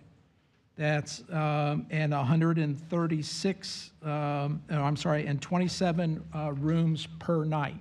So 365 days of the year. So, I mean, when you look at the big number, it sounds big, but the end, it's 27 rooms that they're filling to be part of that project. I think as the projects get larger in scope and size, it's easier to fill that. I think as smaller is where there might be some difficulty. So again, in talking with Crossroads, they were comfortable with that number, but adding in the documentation of project or maintain a minimum of, and then the documented attendees, paid or documented, or the room nights. And then the second part is, if it's more than 5,000, then maintain a minimum of at least 50,000 paid or documented room attendees and 25,000 room nights. And to put that in perspective, at 50,000 attendees, that's 136 people per day going through that project. And at 25,000 room nights, that's 68 room nights, or 68 rooms per night over the course of the year. So that would be the only other minor change that we had. Otherwise, it pretty much mirrors what we had the last time. Okay. We had a motion by Mayor Hibbert, a second by Mr. Henderson, I believe. Further discussion? All in favor say aye. Aye. Aye. Any opposed? Shows it passes unanimously. Thank you very much. Thank you to staff for getting us to this point and getting us in ink so we can move forward with the projects. All right, item number 6, industry update, Creative Pinellas. Barbara St. Clair is here. Good morning. Thank you for being here. Steve Hayes and I have been talking about me visiting more often and updating you on what we're doing. So my format today is a little bit different. It's very short and quick. And what I am focusing on is some highlights that have happened in just the last 2 months, very specifically related to tourism. So we've been talking about the cultural plan. It was approved in the budget that was approved by the Board of County Commissioners on September 22nd. Sort of as an aligned track, we have been having these town hall meetings that started last winter.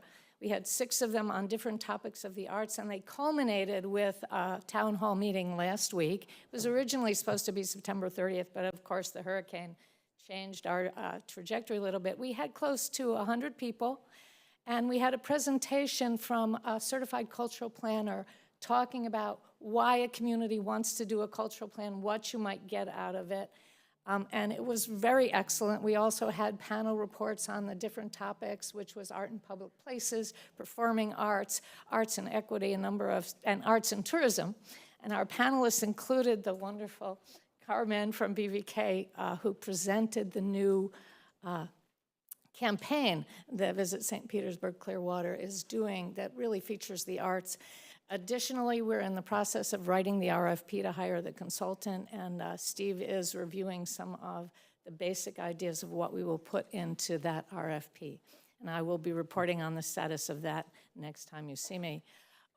Another thing we're doing with Visit St. Petersburg Clearwater is we have declared, because we are able to declare things, that November is Art and Month. And what we're doing is we're really going to highlight all of the events that occur in November about the arts, and we are going to make that an annual event. And it invites visitors to the Arts Coast, which is how we are branding Pinellas County, to explore all there is to do while they are here. So for instance, art in Dunedin, or art in Clearwater, or art in St. Pete, or art in the theater, or art in dance. So it's kind of a very clever take on art and November and an invitation to participate. As part of Art In, a highlight is our Arts Annual. It's now in its 5th year. It was originally conceived as an event that would draw tourists to see the best presentation of artists, because the artists who participate in the Arts Annual have all received either professional artists or emerging artists from Creative Pinellas. So it's kind of the best that we've been able to identify, and the show delivers a fabulous experience for visitors. I'm here to personally invite you to our gala event on November 10th. On Friday, we have artist talks and panels, and then on Saturday, we have a day of music, dance, and film, because our movement from this event is to turn it into a weekend, a full weekend, really give people a lot of reason to come. And we have been successful. I don't have Mr. Hine numbers for visitors, but we have been successful. About 35% of our visitors to the Arts Annual historically have been from out of town. And that, of course, includes the last few years where we have been really having a smaller event due to COVID. This time we're going full bore, and I really invite all of you to be there. I wanted to share with you a project that we have involved with the Arts Annual, which is Arts Annual Beyond the Walls. There are a number of people in here who are participating in this. We actually have 11 hotels. And this is our 3rd year of doing this. We bring artists into the hotels, and we create videos that we market. We place media buys. And I'm really going to hope that when I do this, this starts. I paint places and memories that make me feel something unique, or that are important to me in some specific way. It's very hard to put words into it. That's why I use the paint.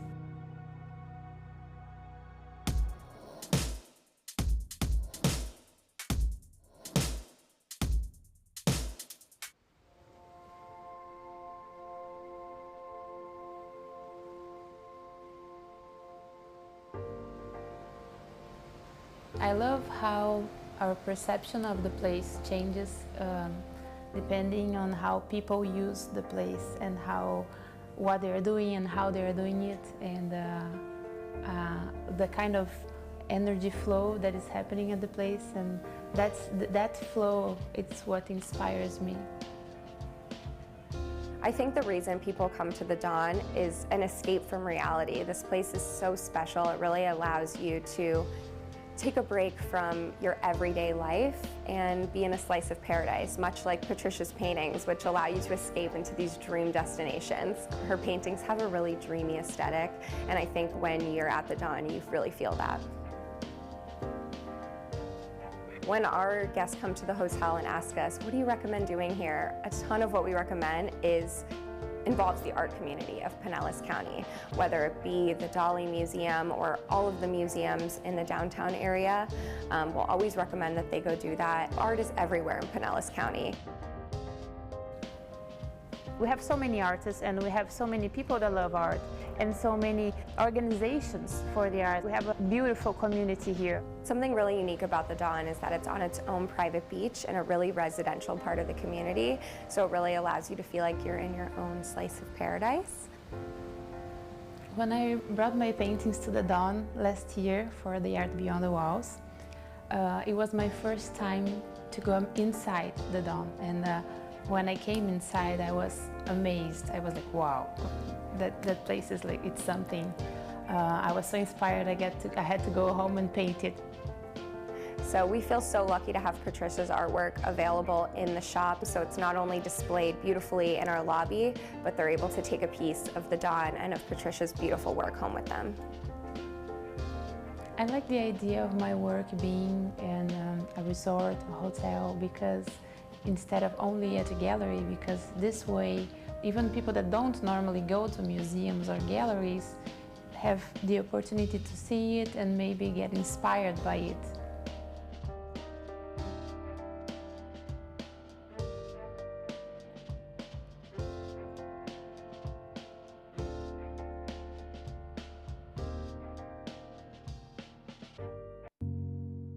I paint.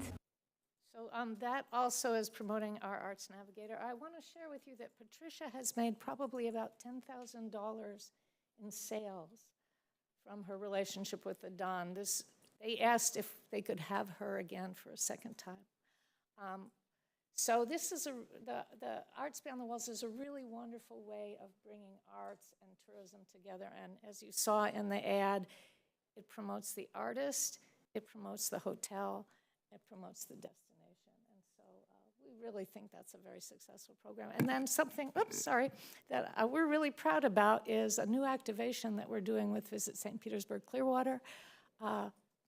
We went to the Piedmont Arts Festival in Atlanta. We brought 3 artists and 2 staff members from Creative Pinellas.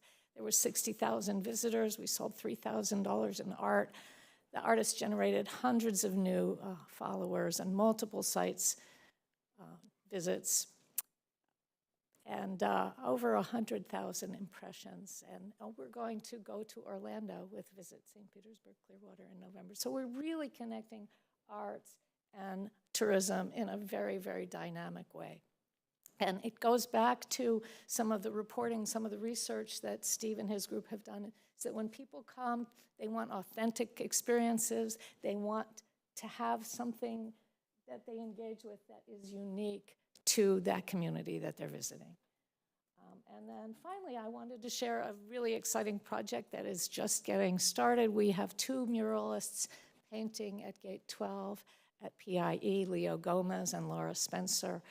That is the outside gate that you come in and out of. You can see that it's cement project, cement walls, and they are going to really make it exciting. So when visitors step onto that tarmac, pow. And so we're just delighted that we're doing this project together. Anyway, that is my presentation for today because, as I said, it's an update of really what we've done in about the last 60 days, and I will be back with more updates sooner than later, I'm expecting. I wanted to just open for questions or comments before I step down. Thank you, Ms. St. Clair. Questions or comments? Applause would be okay. Thank you. Thank you very much. Thank you, Barbara. We appreciate it. All right, Mr. Hayes, department updates. Thank you, Mr. Chair. I'd like to have Rosemary Payne, our Director of Leisure Sales, come up to talk a little bit about the European and the UK market, especially in light of the fact that here we are, I think, a couple weeks away, and we have new nonstop service on Virgin Airlines, and hopefully each of you received the invite from Mr. Branson, actually Sir Richard, for the event. But again, we're excited about that new connection to Europe. But I wanted Rose to kind of give an update of what's happening, what we're hearing, what we're seeing now that that's reopening. So Rose. Thank you, Steve.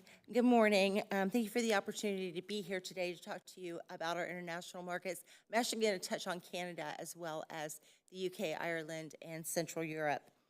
Driven by tourism economics, travel forecasting model, the latest U.S. travel forecast projects that international travel will remain resilient despite high inflation. International inbound travel is making a big comeback. Aided by the recent drop of pre-pandemic COVID testing, it's projected to grow rapidly through the rest of 2022, and then grow at a slower pace for 2023 through 2026, and a full recovery to pre-pandemic levels, volume and spending is expected somewhere around the end of 2023. In Canada, we have representation with Visit Florida through Vox International, and this is some of the detail that they sent forward to my office to report to you. More than 10.9 million Canadians returned home from an overnight trip to the U.S. throughout the first 7 months of 2022. This was 9 times the volume recorded in 2021 and represents about 56% of activity during the same time period in 2019. Auto travel from Canada accounted for 52% of the trips during the period, a similar share as seen in 2019. So far this year, transborder activity has reached 58% of volume recorded during the same time period in 2019. Although households continue to feel the pinch of increased prices, optimism over current finances has increased. Even with the higher interest rates on the horizon, consumers believe that now is a good time to plan or travel for their winter getaways. A report on September 13th, the number of Canadians who retired jumped almost 50% this last year, according to recent data from Statistics Canada. The youngest baby boomers are the biggest demographic starting to get ready to be at retirement age. Visit St. Pete Clearwater needs to make sure that we are marketing to these Canadians. FYI, the Canadian dollar is sitting at its lowest levels against the US dollar in 2 years. A quick COVID update from Canada, effective October 1st. All travelers, regardless of citizenship, will no longer have to submit public health information through the Arrive Canada app or website, provide proof of vaccination, undergo pre or on arrival testing, carry out COVID-19 related quarantine or isolation, monitor and report if they develop signs or symptoms of COVID upon arriving to Canada. Transport Canada is also removing existing travel requirements as of October 1st. Travelers will no longer be required to undergo health checks for travel on air or rail or wear masks on planes and trains. Trends for Canada travelers include more Florida visitation. We have excellent direct air service to our area into Tampa International Airport. We have nonstop flights on Air Canada and WestJet. And PIE has service on Swoop from Hamilton, Ontario, which is a suburb of Toronto. Visit St. Pete Clearwater also attended the Visit Florida Canadian Sales Mission this past April to Toronto and Montreal. Dana Young, Visit Florida's president and CEO, describes Canada as a vitally important market for our area, historically serving as one of the top international markets for the state. In 2019, Florida welcomed over 4 million visitors from Canada. After being at a near standstill due to the pandemic, we have seen our Canadian visitor volume rebound significantly since borders opened last fall. This is what Dana Young said. In 2021, approximately 584,000 Canadian travelers visited Florida, representing an increase of nearly 55% from 2020. So here's a quick update from the UK. Rooster, who is our representation company for both marketing and PR, sent us this quick update. Appetite for travel remains strong following the pandemic. Consumers are looking to spend more on travel. However, they are looking to go on more holidays. Therefore, value for the money will have an impact on their decision. Outbound travel from the UK is forecast to grow by 15% over the next 5 years, outperforming other parts of the UK economy. After France and Spain, the U.S. has proven to be the next most popular destination during the past year. Beach holidays were the most popular over the last 12 months, and this trend looks to continue. The high cost of living currently being experienced, along with the weak pound, is likely to influence travel decisions. Consumers are cutting back on eating out and leisure activities in favor of spending money on holidays.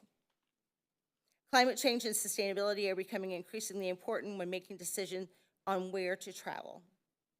Visit St. Pete Clearwater has meetings with major tour operators at World Travel Market, which is coming up November 7th through the 9th, and I'm happy to provide an update on those meetings to the TDC once we return. From our Central European office, we have the following update. Despite inflation, energy crisis, and fear of inflation, tourism experts spread optimism regarding full recovery of European travel to the USA. Pre-pandemic levels could be reached as soon as 2023, according to statements at Brand USA's Travel Week in Frankfurt, which Visit St. Pete Clearwater attended with Kaus Media. Europeans are staying longer than pre-pandemic, and the tourism industry still largely promises stable prices for winter 2023. Strong competition among tour operators should mean that vacation package prices will remain competitive. At Travel Week Europe, key German tour operators reported strong forward bookings for winter and summer. Another promising sign for international growth is the number of educational visits coming to the destination. The Leisure Travel Department has been hosting Virgin Atlantic sales team visits. We have the ceremonial inaugural flight with press and VIPs on the 2nd of November. Virgin Atlantic has a mega FAM. Virgin Holidays has a FAM as well. And Ocean Properties and Ocean Florida and US Air Tours out of the UK is coming. And just so we don't leave anybody out, we have Der Tour from Germany coming in for a FAM. All of these are happening between now and the end of the year. Visit St. Pete Clearwater is also working with Brain USA in key markets in Canada, the UK, Ireland, and Germany, and Latin America to make sure our marketing message continues to reach consumers and trade in these key markets. So that is a quick update on international. Does anybody have any questions? Mr. Williams. Thank you, Mr. Chairman. Rosemary, very nice presentation. I wonder if perhaps Liz might route that to all of us. Great information in there, and I'd like to be able to Happy to provide that. review it. Thank you very much. You're welcome. Ms. Moore? So we heard from the DALI presentation group that DALI Live in 20 American cities, and I meant to ask at that point, was there any possibility of that also going into Canada? Because that would, expand exposure. Are you working with the DALI on those 20 cities in America? So what presence does VSPC have with those presentations by any? I'll maybe direct that to Steve. I'll have to check with staff. I don't think we've got anything going with them, but that's a great idea if they're in those other markets. Mayor? What is planned for those FAM tours? It's great to hear that we're having them again. It's great to have them back. We try our best to show all of the county on every FAM tour. Some FAM tours, we don't have that option. For example, Ocean Holidays is coming for one afternoon, and they've requested Clearwater Beach. So we're not going to be able to get them South County during a 4 or 5 hour time. So we're taking them to Oldsmar. But we do try to spread the love to throughout the county. We have hotels that host them both in North County and in South County, on the beaches, inland, downtown St. Pete. Again, we try to make sure that those itineraries showcase not only the beaches, but the arts and culture in the destination, certainly the restaurants and the food scene in the destination as well. And we do try to get into communities, smaller communities like Dunedin, like Tarpon Springs, like Treasure Island, some of the smaller little communities where we feel like we've got some little nuggets of really cool things that they need to see. Thank you. You're welcome. Mr. Chair, if I might on that, Mayor, it also depends on, who has availability for us to even have them at the property. And we're running into that issue. We have a couple of we have a couple of influencers in the LGBTQ space that have a great following, but when they want to come in, getting available rooms is proving extremely hard. It was a weekend in December. So again, it all depends on that. And then the other part of it is how long they're going to be here and then how we can time into different parts. So the staff does a really good job of getting it out in different areas, but then focusing on those things when we need to. And we do get a lot of support from our partners, even though it is, like Steve said, it's challenging sometimes trying to find availability.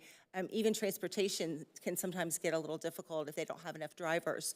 They might have the vehicle available, but not a driver to drive people around. So again, we're so thankful for the support we get from our partners on all levels for these educational visits, because there's nothing like seeing the destination and then going back and being able to sell it after you've experienced it firsthand. Mr. Kimball?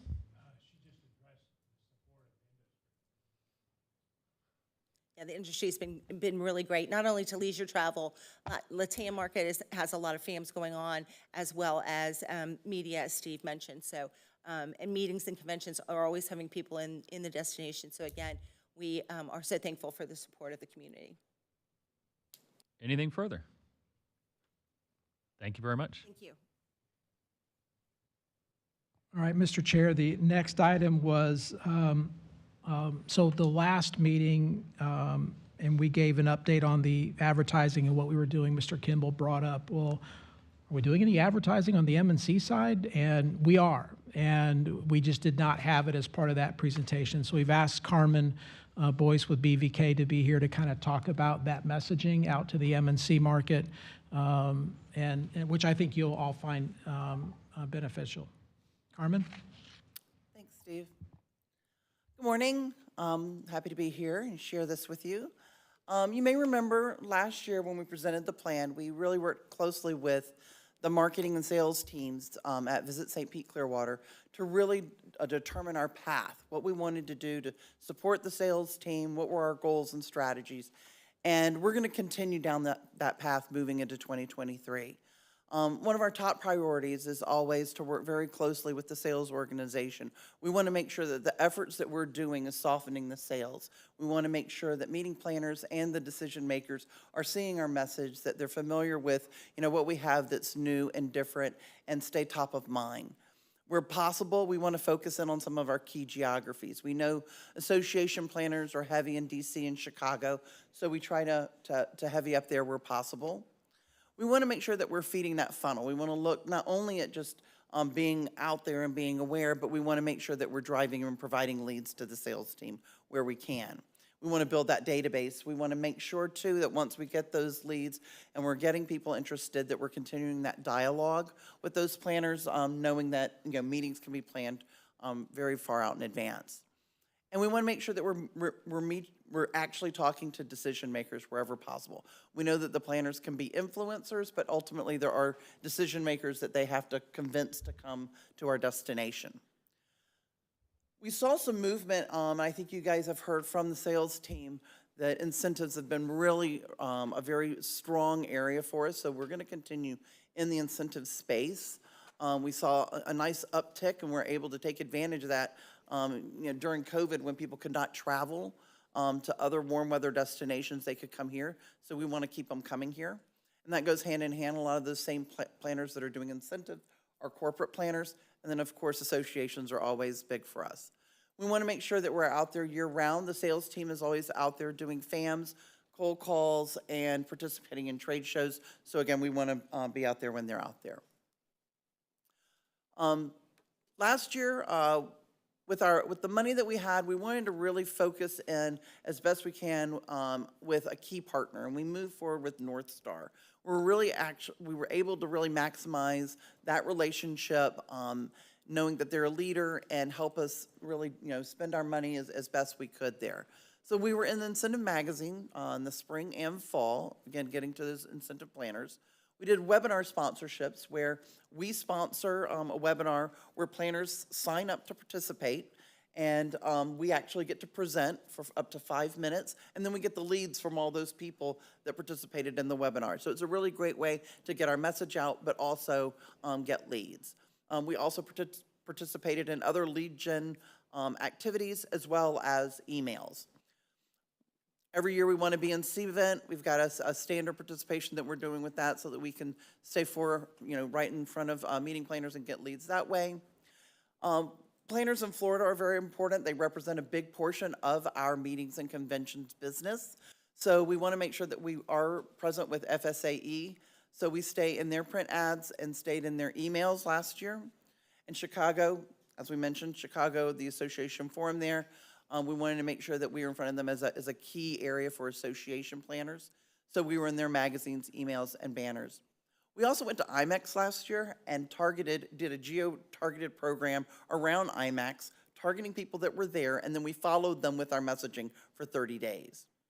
And for the first time in a while, we did a co-op program where most of our digital assets within our emails, we got quite a few of those, and we had a lot of great participation from our partners with that to actually get leads and get our partners out in front of our planners.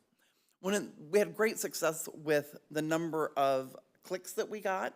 The click-through rate, when we look at industry standards, is anywhere from like 0.08 to 0.12, and our programs really exceeded that. With Chicagoland, we had 0.09 was right in the middle there. With FSAE, they love us, and it was between 4 and 8%, really, really strong. With North Star, it was 0.3 to 0.5. So again, really exceeding those numbers. The challenge is the numbers with meeting planners are fairly targeted and small. So even though we had great click-throughs and we knew people were looking at our messaging, the key is looking at how we can pay it off stronger with our partners when they participate and have more volume. So that's something that we're going to be looking at as we go into 2023. I think 2 months ago, we came and showed the launch of our new campaign, Let's Shine. We are rolling that into the meetings and conventions creative as well. When we did our shoot back in May, not only did we get leisure photography and general market photography, but we also, where we could, we snuck in some meetings and convention shots. We have some just fantastic shots. But we really wanted to show how people could spend time in the destination, networking, and in smaller groups. We're using the similar, as you can see, the same design and the same format with the duotones so that we can show product as well as the engagements that will happen when in market for a meeting. And we're using the same type headlines. If you remember, when we do a leisure, we're inviting people in. So all of our headlines begin with let's. We want everybody to feel very welcome, inviting them to do something together. And we're doing the same thing with meetings and convention. Let's add some sun to the agenda. So here's some tactics that we're doing. North Star, we're moving forward doing same things, a few things that we did last year in 2022. We're going to be in Incentive Magazine. We're going to have 9 dedicated e-newsletters, and we're also going to be a sponsor of another webcast. New for this year, though, we want to make sure that we're engaging with planners in a fun way. So we're going to do a quiz program that's Discover St. Pete Clearwater. And the whole idea behind this is during a month, across all the North Star properties of their websites, we'll have a game. We'll come up with the ideas, what we want planners to know, maybe things that they haven't known in the past about us. And in that participation, we'll get those leads. There can be some fun prizing, but again, just a unique way to engage with the planners. With FSAE, we're going to be in 6 issues again of Source, and we're going to have 6 emails that we'll be doing dedicated with them. New this year, we're also going to be included in the destination updates. And this, again, is just a way to stay top of mind with the news, with the updates that are going on in the destination, where we'll have some listings and images, and we're going to do that in the spring and fall. With Chicagoland, we're going to go back into their annual forum publication. This is comes out in December. We'll be doing some biweekly newsletters with them. We'll have a presence there and a banner, as well as doing retargeting. So when people when the planners go to their website to look up information, we pixel them, and then we are able to look back and continue to target them with our message after they leave the site. New for this year is Convention South. We really like the idea of working with Convention South because they only promote the 16 southern states. So they have a very nice network that reaches nationally, promoting warm weather destinations. So we're going to be in their publication in 4 issues throughout the year. And we're going to integrate that into a digital media plan where we'll have a dedicated branded email that will run this spring and April, along with having a banner in their newsletter multiple months through the year and a presence on their website. We're also bringing in Meetings Today. We really like this publication because 45% of their readers are decision makers. So this is a good way for us to get in front of people. They have a broad reach, but we thought that would be a really nice way, again, to try and hit that audience. We'll be in 4 issues with them throughout the year, integrated into digital, where we'll have branded, again, dedicated email. We'll be doing retargeting, so once people come to their site, we'll be reaching them outside of the website, as well as doing another sponsored webcast where we'll get leads from them as well as an opportunity to speak to their audience. And that's it. Questions or Fun comments? stuff. Question? Yes, sir. Steve, we just heard the leisure and we've heard the meeting side and all. Are we possibly have we returned to meeting with the staff of the hotels together informally or as a group of those that do international, those that do meetings, and inform them what we're doing and then getting their input like we used to?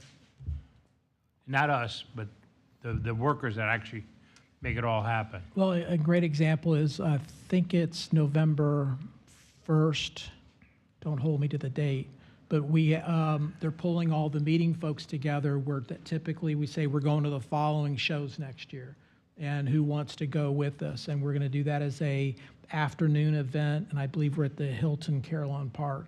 So there's that opportunity. I agree that we need to have, in my past experiences, we used to have monthly GMDOS meetings where you could sit down and go over all the different things that are happening, having more interaction. I understand in the past had that a little bit, but it was, again, based on where the meeting was held, who you would get. So I'm trying to find a way to make that happen so that we can have those conversations. And it's hard. It's kind of like a little bit of up county, down county. If it's up county, I'll go, and if it's down county, I don't have the time. So sometimes you have to do two or whatever. But it tells industry what we're doing, but also what they want us to be doing. I mean, Marilyn went to, for the first time, went to Allegiant in Vegas last week, I think it was. And she's saying, there's nobody there from industry hardly to say thank you or represent. There's only a couple. And I remember there used to be a fair amount of industry people going. So what the counts are, I'm not sure, Steve.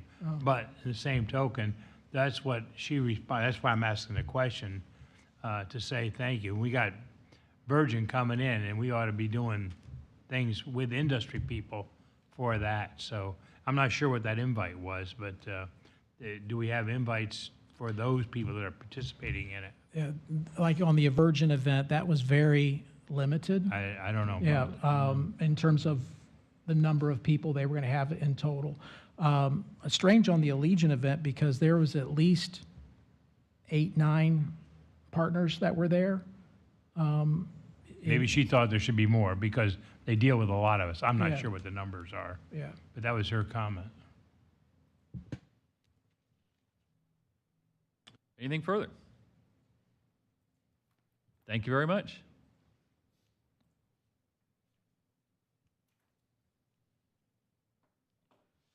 I guess it's still me? Yes, sir. All right, thank you, Mr. Chair. All right, destination metrics, see if they can pull up the presentation. There we go.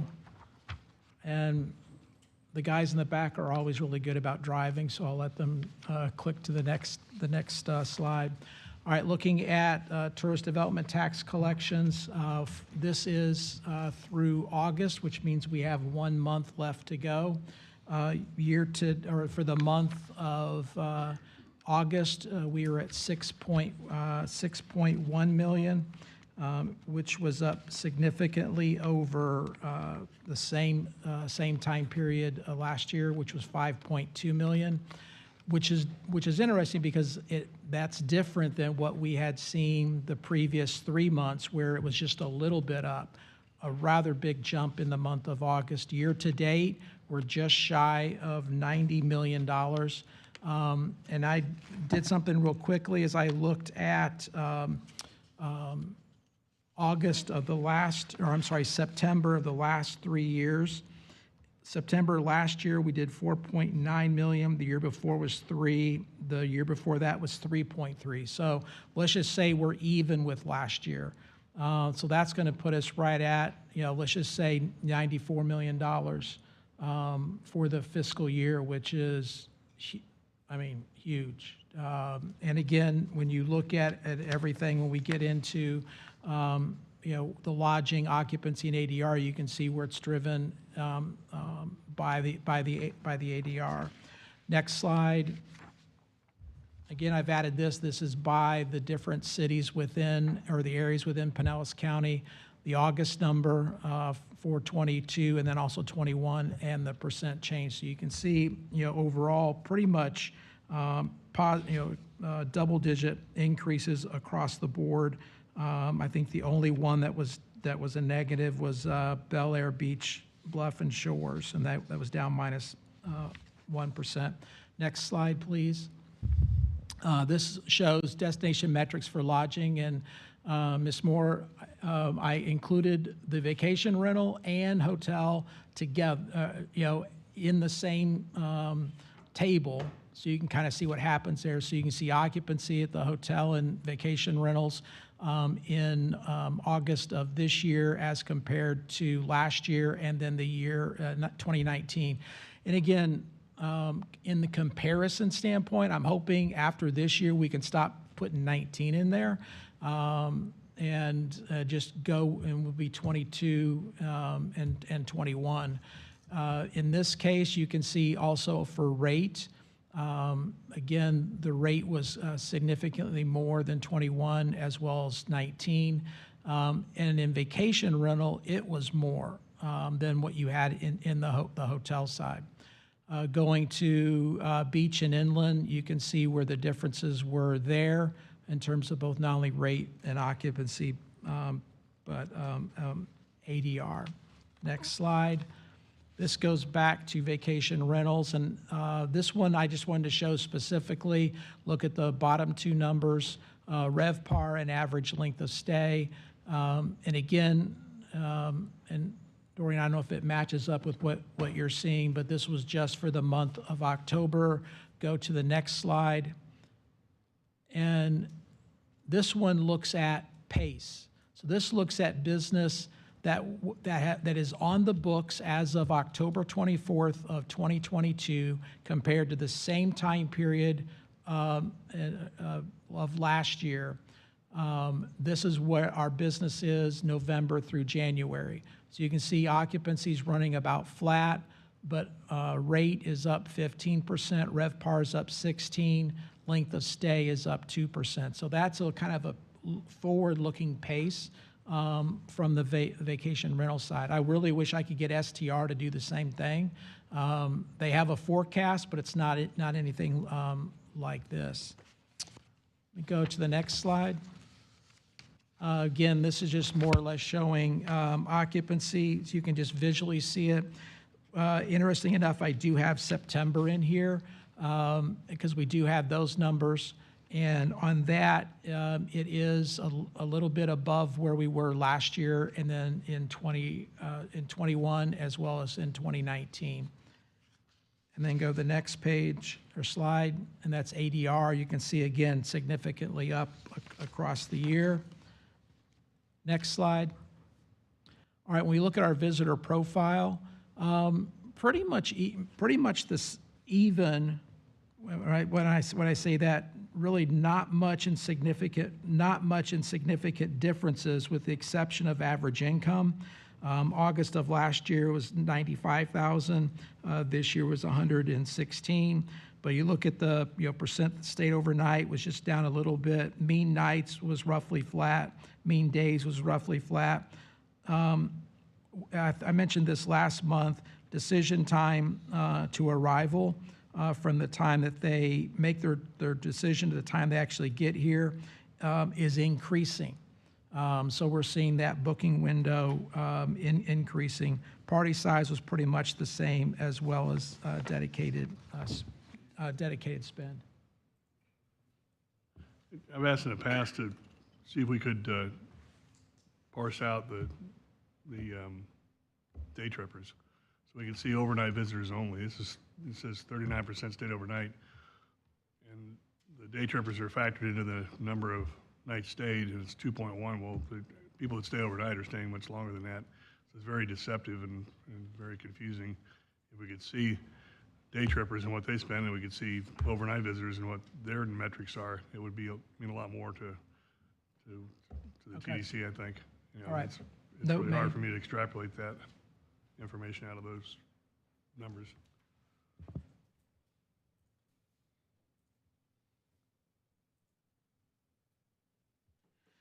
Thank you, Mr. Henderson. Any questions on any of the other data? Again, I know there's a lot of stuff we already give you, and I try to combine it all into a shorter report, but at least gives you a snapshot of what's there. Next thing I wanted to bring up was, Yes, Before ma'am. we leave that, I was waiting to see where you were going with that. Is there anything that you can bring to this group as it relates to our prior conversations about key data and getting more data from vacation rental companies and what VSPC's attempting to do to help enhance that? Can you touch that real quickly? Yep, we'll be glad to. So on with key data, again, I think as I explained last month, based on the number of participants, we're right at about a 30% response rate, or of the available rental entities and the rooms. So we want to increase that. We have reached out to key data to basically create a co-op where if you will participate, we will help with the cost, because there's a cost for properties to participate in that. If they're already participating, then we would also help in that case. Because again, there's some that have jumped on board since day one. There's other ones who want to get on board. Originally, we were talking about having an actual meeting to go through and do that, but I think we're going to do a webinar instead. I think it just makes it easier, given how busy everybody is, just to get them on board. And again, if I can get that sample size up, like with STR, we're right at about 70% on the sample size. So I'd like to get our vacation rental information up to about that as well. So again, there would be a discount that we would offer that as a co-op to get people to sign in and be part of it. That way it'll help that data. Is that?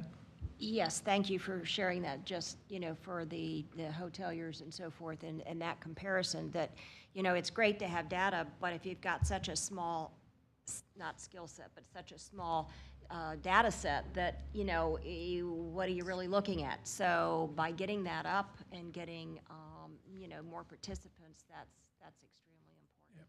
And then one other thing is just that that really helps the way you've added those items in the ADRs and so forth.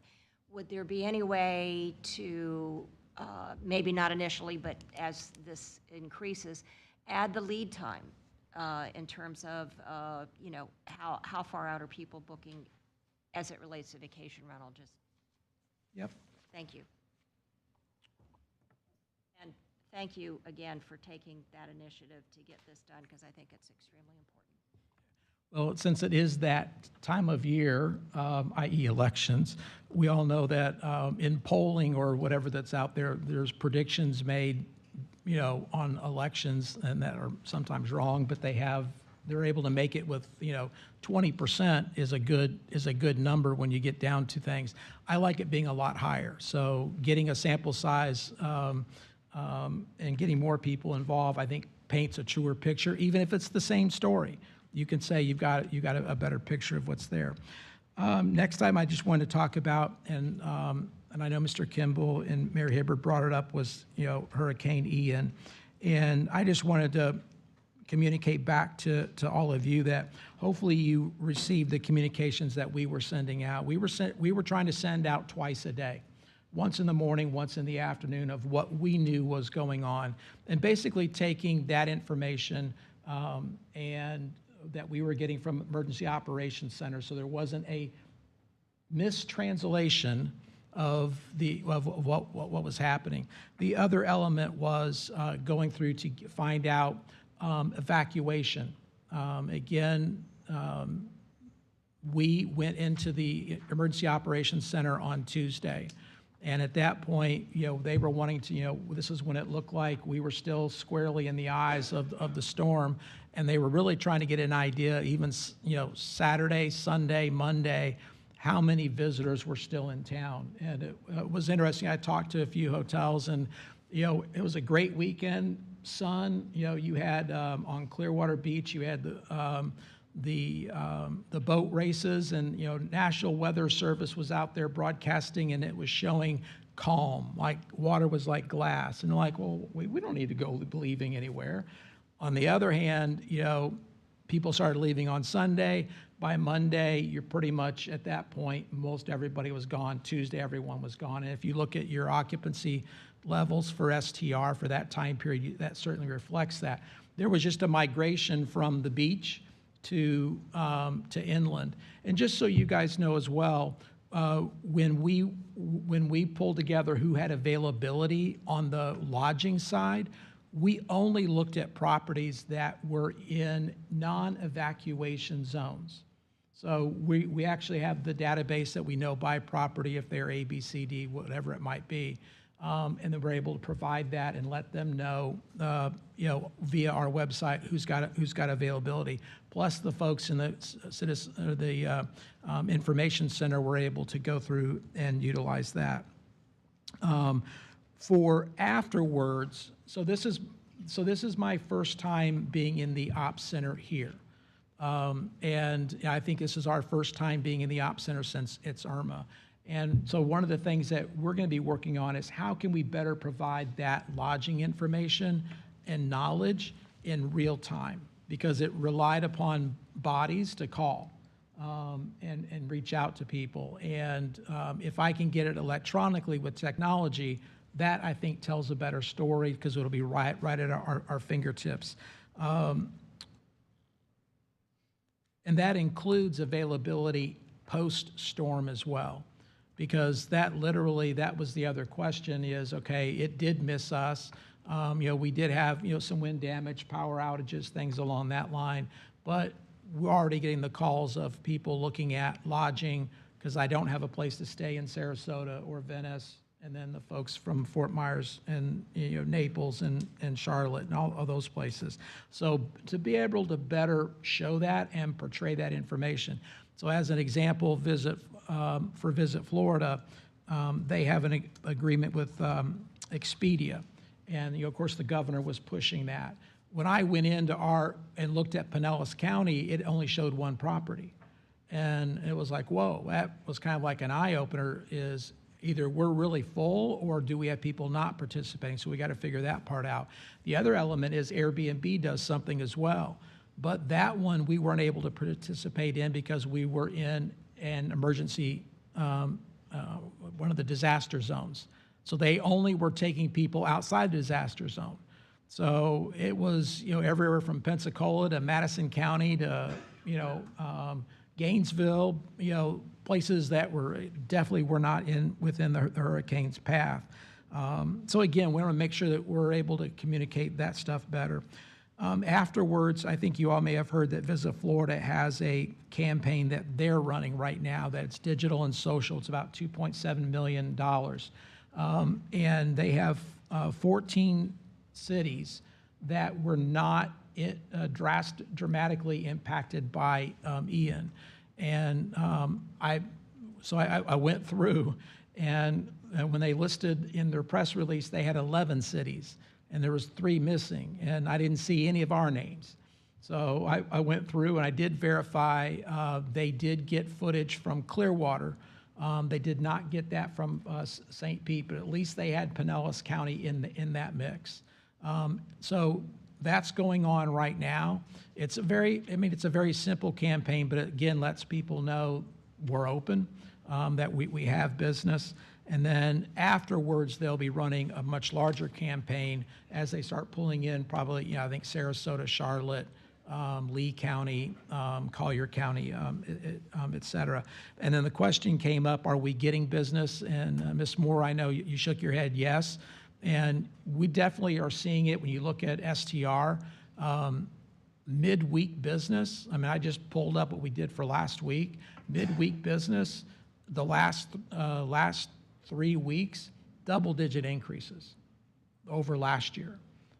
Weekends are a little bit up, except this weekend was a little bit down. So we're seeing that business there. I did talk to a couple of attractions that said they are seeing families that are up here.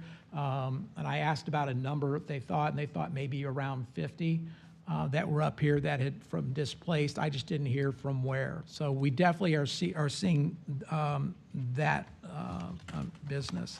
But any questions on Hurricane Ian?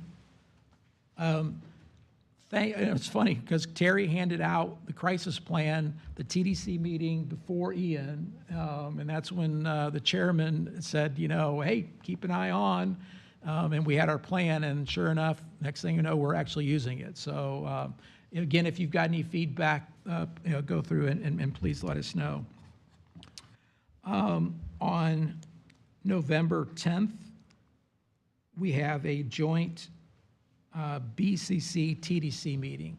That is going to be at 9 o'clock, and we are going to be at the Marriott Hotel on Roosevelt. Same place that we held it last year. And so on that, from an agenda standpoint, one of the things that we'll get an update on is from the sports facility company, who's actually been out doing some feasibility work for us. They're going to give an update of things that they have found. And part of that is looking at existing facilities, but also other facilities as well. So they're going to provide an update there. The second item is to have a discussion on the capital program. You all just have done the work of listening to everything on the capital guidelines, is to be able to take that information, provide it to the Board of County Commissioners, and get their buy-off on this. We'll provide the full document with everything, but ideally is to go through and do a cover sheet with the summary of any of the major changes that happened. And then also to have the conversation under the capital program. Again, the tourist development plan, again, that may certainly come up. There may be other projects that come up, and if the chair wants to opine on that one, he can. But we're going over getting the final agenda put together later this week. But again, the intent is to have the conversations. So really, remember last time we had presentation. This one, the only presentation is going to be from the sports facility folks, and then really the discussions from the other standpoint. Yeah, I think, last time we kind of ran short on time and really didn't have that great conversation and interaction. And I think that's what we wanted to provide ample time for this time, so that the two boards could really talk with each other. Yep. So, Mr. Kimball? Question, when do you change, after the election, when is the date the commission changes to the new person or the elected person? We will have, November 22nd is swearing in for whoever's, we because of a weird calendar this year, we actually have a, for lack of better, lame duck commission meeting November 15th, where we'll have Commissioner Seal in that meeting even after the election. So it will be, but it's set in statute that it's 2 weeks after election date before the new commission can be sworn in.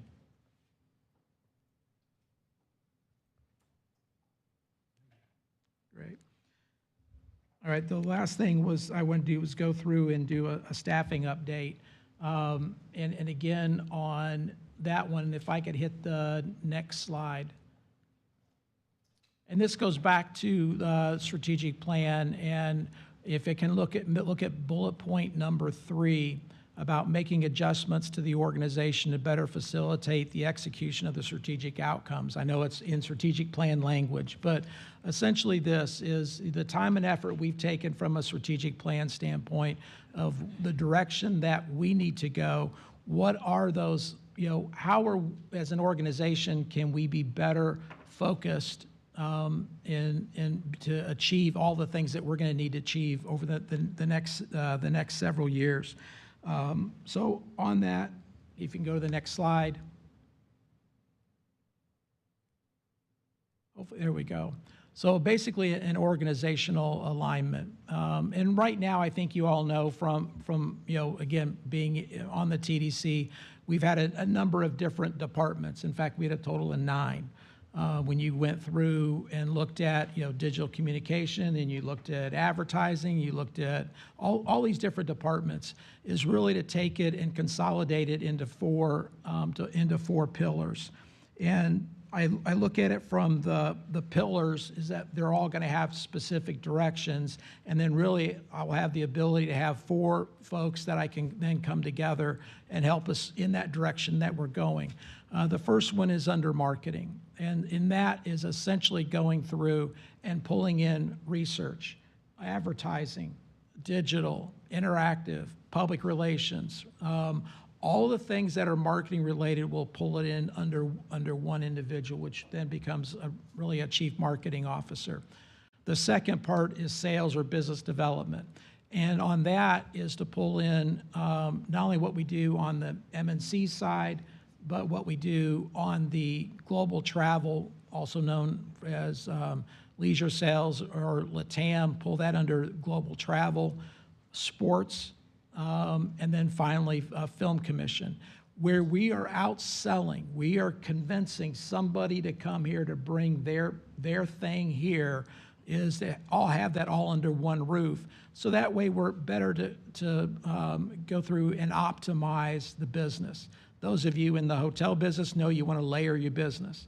And there are certain stuff you're going to have long-term, short-term, even shorter from that. And so have that same philosophy within in the office. The third element is something that I think is extremely important, and it came out with the conversations that we had on the strategic plan, but that's really community engagement. And for those that have been on the TDC for a long time, in the past we've had that, or we had an individual. I'm saying we need to have a department that really looks at that community engagement. That's where you're interacting with the chambers of commerce.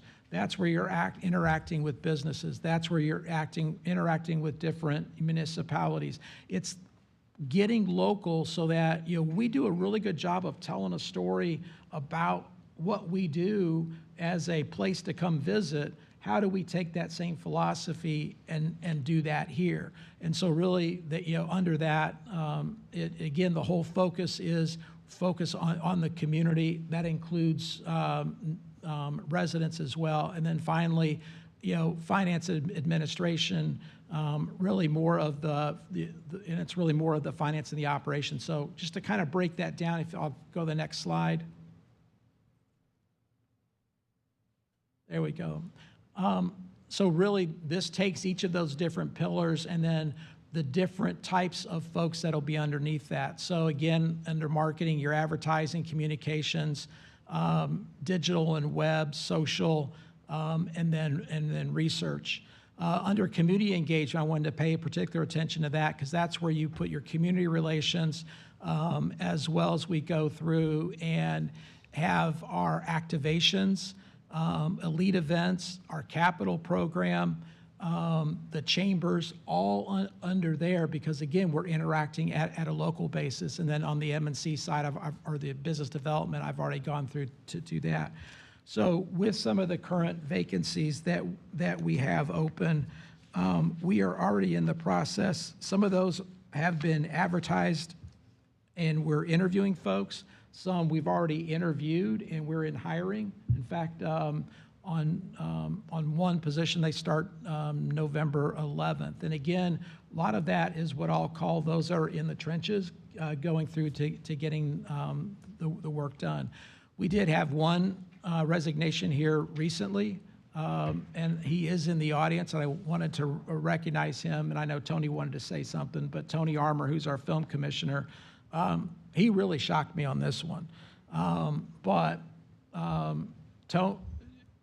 When he told me what he was going to be doing, and where there was, I think he said no 18 different ways to Sunday, but they made an offer that he couldn't refuse. And so Tony, if you want to come up, he's done such a great job for us. You guys have seen the effort. The great part is Tony's commitment was to be with us through the end of December. And so he's already in the process of helping us. We've already got the job description done, and we'll advertise that. And then if we get somebody in time, he'll actually be able to train them. Yeah, thank you, Steve. And I might get a little emotional talking about it. I didn't really want to leave, but sorry. As many of you know, I'm going to be taking over as the new Dallas Film Commissioner and Director of Creative Industries. And it really was just an opportunity that I couldn't turn down, to take over in the 4th largest metro area in the country with the amount of resources that they have available there. and what they're able to offer me to be able to kind of take this position was really something that kind of came out of nowhere, and I wasn't expecting it. I really wanted to turn it down. I tried to turn it down, but I really just couldn't. And so I'm looking forward to that new adventure. I am going to be keeping my home here. My girlfriend and dog are staying here for the foreseeable future, so I'll be back quite frequently for that. But I really just wanted to say thank you to the TDC and the BCC and everyone at VSPC for all the support over the years. As you can tell, I really, it's a very hard decision. I really love working here, love my job, love everything we've done. Didn't plan on breaking down in a public forum, being broadcast live on YouTube. But really just want to say thank you to everybody. Mayor Hibburn. First of all, congratulations. We always like seeing people find new successes, and we wish you the very best. I think this does beg the question, are we paying people correctly? We continue to see our revenues go up, and in attracting people and retaining people, not a discussion for today, but I certainly think it bears discussion down the road. Thank you, Mayor. Anyone else? Ms. Henderson. Again, congratulations, we're going to miss you.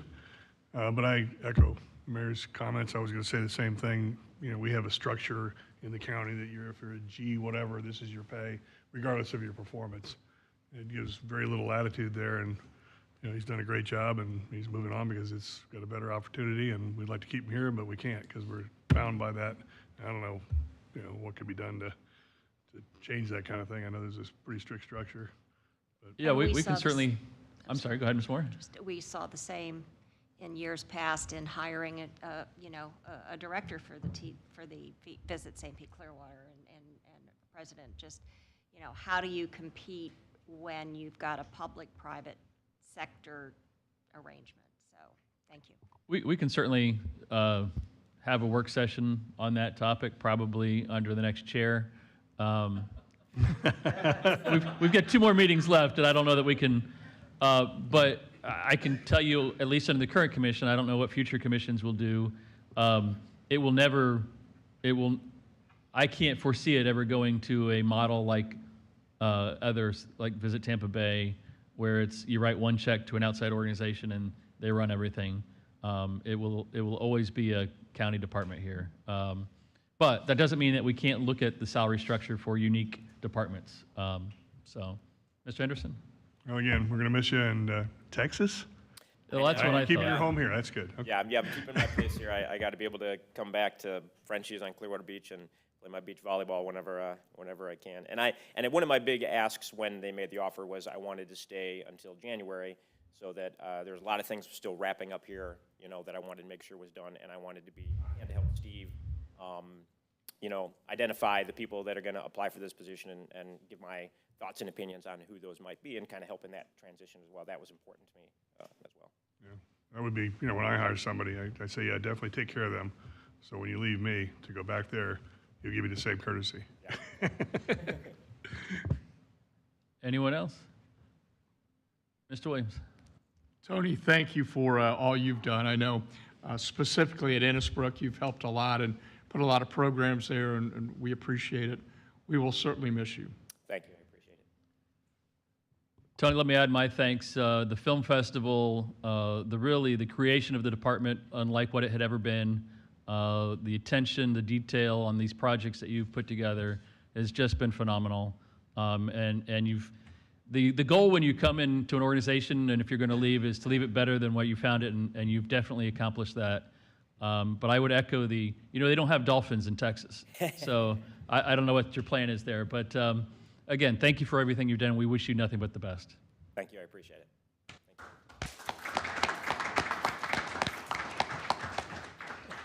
Actually, Ms. Tony said something about Amarillo tail, or cattle tail or something. So the last thing I just wanted to bring up as I conclude was, and Mr. Kimball alluded to it, so last week was in Las Vegas for a show with Pi. It's World Roots. And this is where the airline network planners go to determine where they're going to put the aircraft in the future. And so we had a number of different appointments, and then we also had a very good meeting with Allegiant, and then we had the partner event with Allegiant. And Tom and Jeff from St. Pete Clearwater National Airport were just phenomenal. And the type of connections that they have, and there's some really good opportunities. Great conversation with Swoop that's already coming here, but again, looking at other types of airlines that we could get here. And I think there's some things that are promising going forward. With the Allegiant event, it's a fair that it's an event that they had where in destinations we were the only destination. So you had Bank of America there for a credit card. You had this kind of service there is this. It was for the employees, which included their res agents, customer service agents, network planning, all these. I mean, there were like 500 people in total from headquarters that were there. Ran out of information.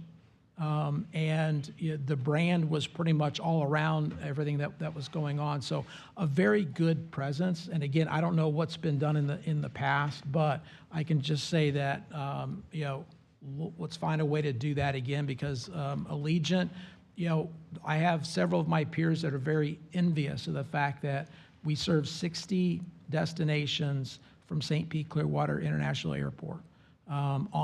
With Allegiant, and you could look at that number increasing and think about the volume, which they project will be at 2.4 million passengers this year, which will be a record for them of coming in. So, but it was also there, and with Tampa International Airport was there. So if there was any help they needed, especially from our side, we were able to provide that as well. So, but I did want to pass that along. And with that, all right, Mr. Kimball. I've been corrected. The Allegiant show was a chamber, and it had been postponed a couple times because of COVID, and they still carried it out. It was successful, but it was low attendance because of being moved a couple times, and that yours was done fine. So I apologize for not knowing the facts. Thank you, sir. And also comment to that is the fact that those participants need to be an Allegiant partner. So, in other words, Allegiant only promotes the people that they have set up as partners. So that is, to the area. So just a comment. Anything else for the good of the order? I have to go. Go Phillies. I would just mention to keep in your thoughts, Mayor Bujalski and Ms. Rodriguez both have had some personal issues this week, and we want to keep them in your thoughts and prayers. With that, we are adjourned.